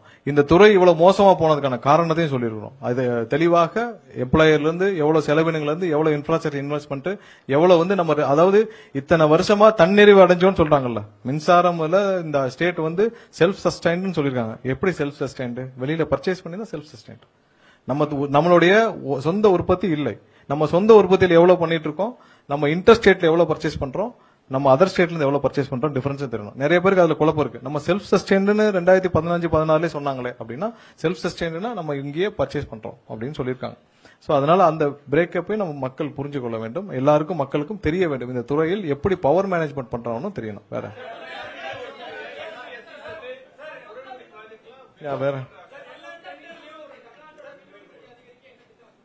இல்ல அதுதான் இப்ப இருக்கிற ப்ராஜெக்ட நம்ம வந்து இருக்கிற ப்ராஜெக்ட் முடிக்க போறோம். இது இல்லாமல் இந்த பவர் ரேட் இருக்குல்ல, நம்ம பர்ச்சேஸ் ரேட், இதை குறைக்கும் வேலைகள் தான் நம்ம செய்ய போறோம். ஏன்னா இதுக்கு மேல நம்ம பவர் ஜெனரேஷன்ல பேரலா நம்ம ஃபோக்கஸ் பண்ணாலும், நம்ம அந்த பீக் மேனேஜ்மெண்ட்டுக்கு, பீக் அந்த பம்ப்டு ஸ்டோரேஜ் மாதிரி பீக் மேனேஜ்மெண்ட்டுக்கு நம்ம பண்ணாலும், அதுக்கு தான் வந்து நம்ம பேட்டரி ஸ்டோருக்கு இப்போ இன்வெஸ்ட்மெண்ட்ஸ்க்கு ஜெனரேஷனுக்கு இன்வெஸ்டர்ஸ்க்கு மட்டும் தான் இப்ப நம்ம ஓபன் பண்ண போறோம். நம்ம இனி வர காலங்களில் ஜெனரேஷன் கண்டிப்பா தனியாருடைய பார்ட்டிசிபென்ட்ஸ் நிறைய கொடுக்க போறோம். ஸோ வெளியிலிருந்து நிறைய இன்வெஸ்டர்ஸ்க்கு கண்டிப்பாக ஜென்யூனா அவங்களுக்கு தேவையான வசதிகளை செய்து, அவங்களுக்கு எல்லா விதத்திலையும் உதவிகள் செய்து அவங்களுக்கு அலோவ் பண்ண போறோம். ஆனா நம்மளுடைய முதல் குறிக்கோள் இப்ப இருக்கிற அந்த பவர் பர்ச்சேஸ் ரேட் இல்ல, அந்த ரேட்டை இன்னும் குறைக்கும் வேலைகளை நம்ம செய்ய போறோம். ஸோ இதை தான் நம்ம அடுத்த நம்மளுடைய பவர் பர்ச்சேஸ்ல நம்மளுடைய டார்கெட்டா இருக்கும்.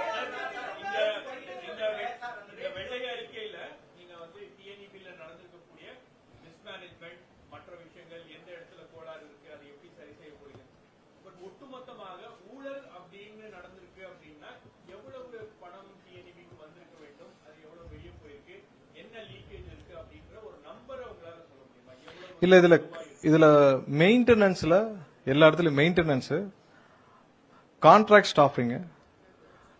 ஸ்டாஃபிங்ல நிறைய கான்ட்ராக்ட் ஸ்டாஃபிங், அதான் அந்த கிளவுட் ஆடிட்டிங் போட்டுருந்தேன். கான்ட்ராக்ட் ஸ்டாஃபிங், கான்ட்ராக்ட் வெண்டர்ஸ், சின்ன கான்ட்ராக்ட் வெண்டர்ஸ், கான்ட்ராக்ட் ஸ்டாஃபிங், எல்லா டெண்டர்ஸ்லயும் 30 to 40% பஃபர் இல்லாம எந்த டெண்டரும் போல. நம்ம டிரான்ஸ்ஃபார்மர் டெண்டரே அதுல ஒரு எக்ஸாம்பிள். நீங்க பாத்தீங்கன்னா 8 லட்ச ரூபாய் ஒர்த்துள்ள டிரான்ஸ்ஃபார்மர் நம்ம 13 லட்ச ரூபாய் கோட் பண்ணிருக்கோம். 30 to 40% பஃபர். சோ நீங்க எல்லா மொத்த டெண்டரையும் எடுத்தீங்கன்னா எல்லா டெண்டர்லயும் கண்டிப்பா ஒரு 30 to 40% பஃபர் இருந்திருக்கு. கான்ட்ராக்ட் எம்ப்ளாயிஸ் எவ்வளவு பேர் இருந்தாங்க, ரெக்கார்டே இல்ல. அப்ப ரெக்கார்டே இல்லாம கிளவுட் ஆடிட்டிங் ஒரு டீம் தான் ரெக்கார்டு இருக்கும், நம்மகிட்ட கிடையாது. எவ்வளவு வெண்டர்ஸ் இருக்காங்க எல்லாம் கன்சல்டேட் பண்றது. சோ இதன் மூலமாக கண்ணுக்கு தெரியாமல் மிகவும் தெளிவாக அவர்கள் வந்து பணம் வெளியே போயிருக்கு பல வழிகள்ல. சோ அதுதான்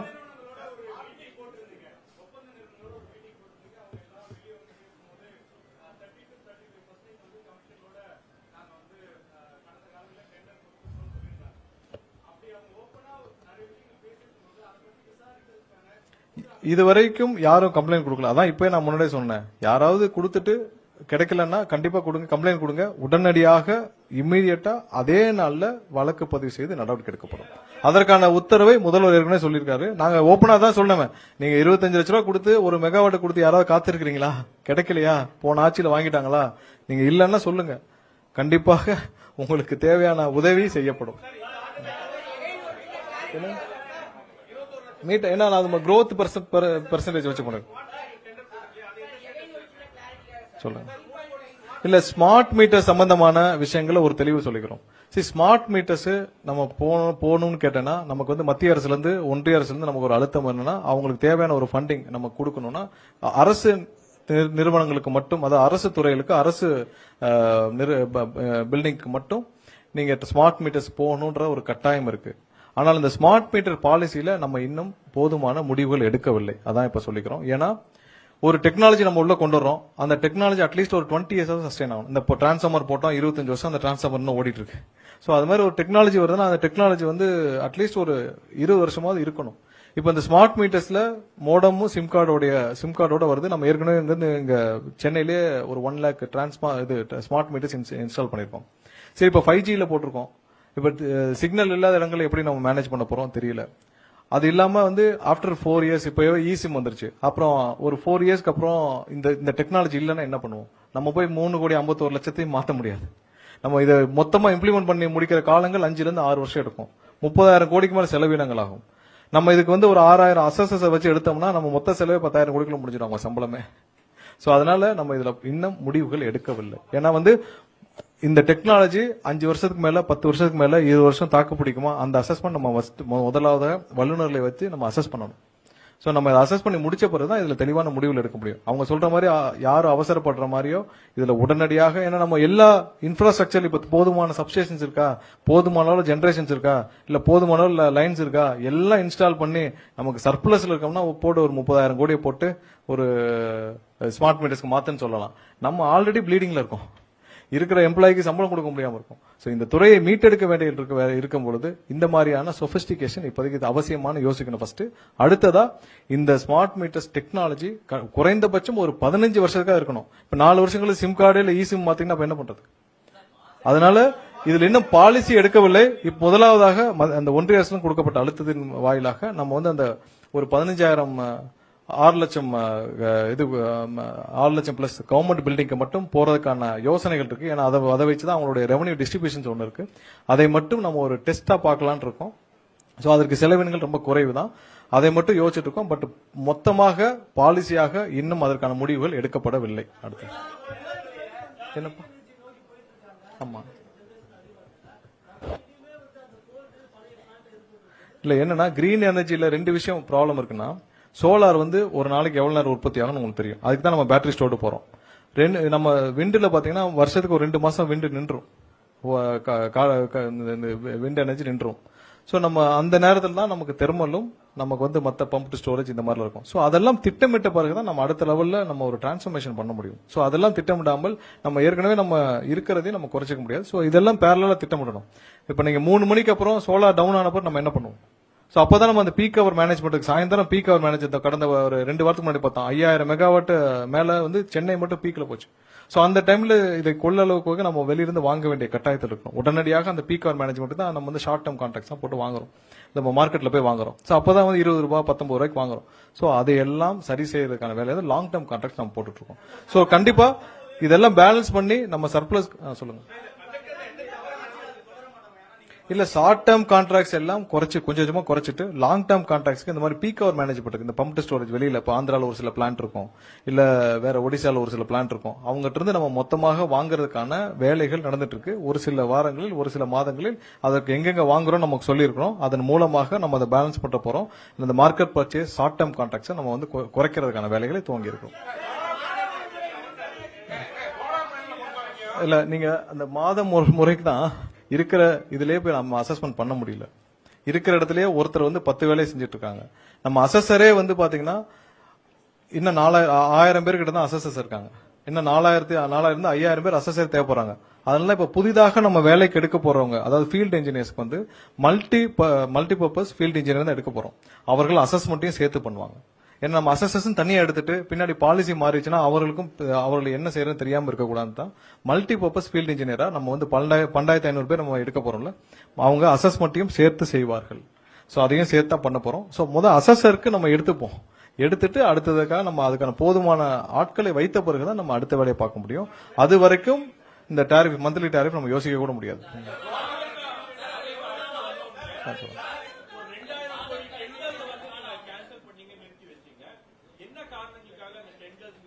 அதாவது பழைய டெண்டர் பாலிசியில நம்ம கண்டிப்பா எல்லா அவங்களுடைய எஸ்டிமேஷன் பாலிசியில தவறு இருக்குன்னு பார்த்தோம். ஏன்னா ஒரு டெண்டர் அவங்க ஃப்ளோட் பண்றாங்க. அந்த டெண்டர்ல வந்து இப்ப நம்ம ஒரு டிரான்ஸ்ஃபார்மர் கொள்முதல் இல்ல கண்டக்டர் கொள்முதலுக்கு எஸ்டிமேஷன் போறாங்க. சோ அந்த ப்ராடக்ட் எஸ்டிமேஷன் எப்படி போடுறீங்கன்றதான் நம்மளுடைய கொஸ்டின். ஃபர்ஸ்ட் ப்ராடக்ட் எஸ்டிமேஷன் எப்படி போடுறோம்? நீங்க பழைய பிஓ, அதாவது பழைய பிஓ இல்லாட்டி அதர் ஸ்டேட் ரேட்டு. சோ இதை வச்சு நம்ம ஒரு எஸ்டிமேஷன் டிஃபைன் பண்றதே தப்பு. இப்ப நம்ம இவங்க 13 லட்சம் ரூபாய்க்கு டிஃபைன் பண்ணி ஒரு டிரான்ஸ்ஃபார்மருக்கு ஃப்ளோட் பண்ணிருக்காங்க. இப்ப கேரளா இதை பார்த்து எடுத்தா என்ன ஆகும்? கேரளா வந்து நாங்க தமிழ்நாடு பிஓவை பார்த்து எடுத்தேன்னு சொன்ன மாதிரி இருக்கு. சோ அதுவே அந்த பாலிசியே தப்பு. அதனால என்ன பண்ணோம்னா நம்ம வந்து 3 செப்பரேட் கமிட்டி அமைச்சிருக்கோம். நம்ம அந்த கடந்த ஒரு மாதத்துல அந்த 3 செப்பரேட் கமிட்டி வந்து தனித்தனியாக மார்க்கெட் ரேட் அசஸ்மெண்ட், மார்க்கெட்ல ஏன்னா எல்லா ப்ராடக்ட்டும் நீங்க போனீங்கன்னா ஆன்லைன்ல மார்க்கெட்ல இருக்கு. அந்த மார்க்கெட் ரேட்ல பிரைவேட் பிளேயருடைய அசஸ்மெண்ட் பண்றோம். அது இல்லாமல் ஒரு மேனுபேக்சரர் அசஸ்மெண்ட், இப்ப நீங்க ஒரு டிரான்ஸ்ஃபார்மருக்கு எவ்வளவு அலுமினி தேவை, எவ்வளவு கார்பர் தேவை, ஒரு மேனுபேக்சரரா நம்ம ஒரு அசஸ்மெண்ட் பண்றோம். அது இல்லாமல் நீங்க அதர் ஸ்டேட் மத்த பிஓ எல்லாம் 3 பேரும் சேர்ந்து தனித்தனியா அவங்க ப்ரொபோசலை போர்டுல வச்சு அவர்கள் இதுல குறைவான என்ன கரெக்டான ரேட்டோ அதை தான் நம்ம ரேட் பிக்சிங்க்கு எஸ்டிமேஷன், அதாவது ஒரு டெண்டருடைய அந்த ரேட்டு எஸ்டிமேஷனுக்கான நம்ம ப்ராசஸ கம்ப்ளீட்டா மாத்திருக்கிறோம். அதனால பழைய டெண்டர்ஸ் பெண்டிங்ல இருந்த எல்லா டெண்டர்ஸையும் நிறுத்தி வைத்துட்டு அவங்க எந்த டெண்டர் நிறுத்தல எஸ்டிமேஷனை இந்த 3 கமிட்டி மூலமாக எஸ்டிமேட் பண்ணி ஃப்ளோட் பண்ண சொல்லியிருக்கோம். இனிமேல் இருந்து டெண்டர் ஃப்ளோட் ஆக ஆரம்பிச்சிடும். இந்த 3 கமிட்டி மூலமாக எஸ்டிமேஷன் பிக்ஸ் பண்ணி அதன் மூலமாக பஃபர் வச்சிருந்தாங்களே 30% 40%. சோ அதனால எஸ்டிமேஷன் தான ப்ராப்ளம். நீங்க டிரான்ஸ்ஃபார்மரை 13 லட்சம் ரூபாய் கோட் பண்றோம்னா 40% பஃபர். சோ அந்த பஃபர் இல்லாமல் 3 கமிட்டி மூலமாக தெளிவாக திட்டமிட்டு அந்த ரெவன்யூ வெளியில யாருக்கும் போகாமல் நிறுவனத்துக்குள்ளே இருக்குமாறு டெண்டர்களுடைய எஸ்டிமேஷன் பாலிசி மாத்திருக்காக அனைத்து டெண்டர்களையும் ஸ்டாப் பண்ணிட்டு புதிதாக இந்த வாரத்தில் எல்லா டெண்டர்களும் புது டீம் மூலம் புது எஸ்டிமேஷன் பாலிசியோட புதிதாக டெண்டர்லாம் ஃப்ளோட் பண்ணப்படும். எந்த டெண்டர் நிறுத்தி வைக்கப்படல. என்ன இல்ல அதனாலதான் வந்து நம்ம கவர்மெண்ட் ஆபீசர்ஸ்க்கு மட்டும் தான் அந்த ஸ்மார்ட் மீட்டர்ஸ் நம்ம போறோம். மற்றபடி யோசிச்சுட்டு தான் சொல்லுவோம். அதான் சொன்னேன், நம்ம அசஸர்ஸ் இல்ல, நம்ம அசஸர்ஸ் இல்ல, அசஸ்மெண்ட்டுக்கு நம்ம ஆள்கள் போதுமான ஆட்கள் இல்லை இருக்கு. இல்ல இப்ப நம்ம இதை எடுத்து முடிச்ச பிறகு 20,000 பேர் எடுத்து முடிச்ச பிறகு அவங்கள ட்ரைனிங்க்கு உள்ள வரட்டும். முதல்ல இருக்கிற டிஸ்ட்ரிபியூஷன் இருக்கிற ப்ராப்ளம சரி பண்றதுக்கான ஆட்கள் இருக்கட்டும். முதல்ல அதுக்கு அடுத்த கட்டமாக அதை பத்தி யோசிப்போம்.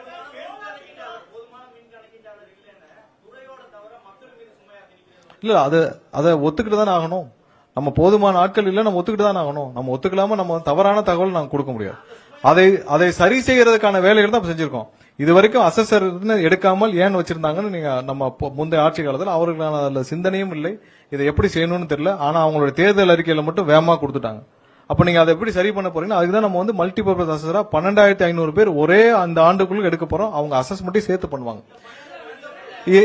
வர்ற இந்த ஆண்டுகளுக்குள்ள எடுத்து முடிக்கிறதுக்கான வேலைகளை தான் நம்ம துவக்கி இருக்கிறோம். டிஎன்பிஎஸ்சி வழியாக நேர்மையாக, நியாயமாக, தெளிவாக, டிரான்ஸ்பரண்டாக இப்ப எப்படி நேற்று நியமனம் நடந்தது 401 பேர், அதே மாதிரி எந்த ஒளிவு மறைவு இல்லாமல் நியமிக்கப்படுவார்கள்.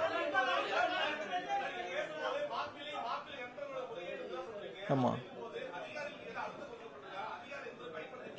இல்ல, அதுல நீங்க சோலாரை பொறுத்த வரைக்கும் சோலார் இல்ல மத்த பாலிசி மத்த டெண்டர்ஸ் எல்லாம் மாப்பிள்ளை நண்பர்களும் நம்மளுடைய அவருடைய பையனுடைய நண்பர்களையும் தாண்டி எதுவுமே நடக்காது. அதான் டாஸ்மார்க்லயே பார்த்தோம்.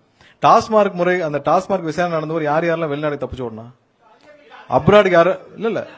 அதாவது போன கவர்மெண்ட் யார் ஆபரேட் பண்ணாங்கன்னு எல்லாருக்குமே தெரியும். மாப்பிள்ளை நண்பர்களும் பையன் நண்பர்களும் தான்.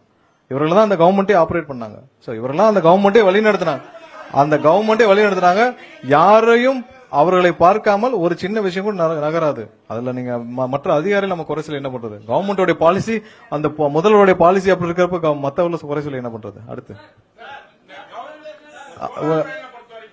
போதுமான அளவு நம்ம எல்லா கேள்வியும் முடிச்சாச்சு.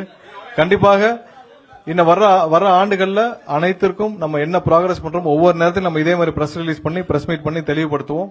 இப்ப இருக்கிற இந்த துறையை பத்தி நம்ம முழுசா சொல்லி முடிச்சிட்டோம். இங்க வருகை புரிந்த அனைவருக்கும் என்னுடைய மீண்டும் நன்றியை தெரிவித்துக் கொள்கிறேன். நன்றி, வணக்கம்.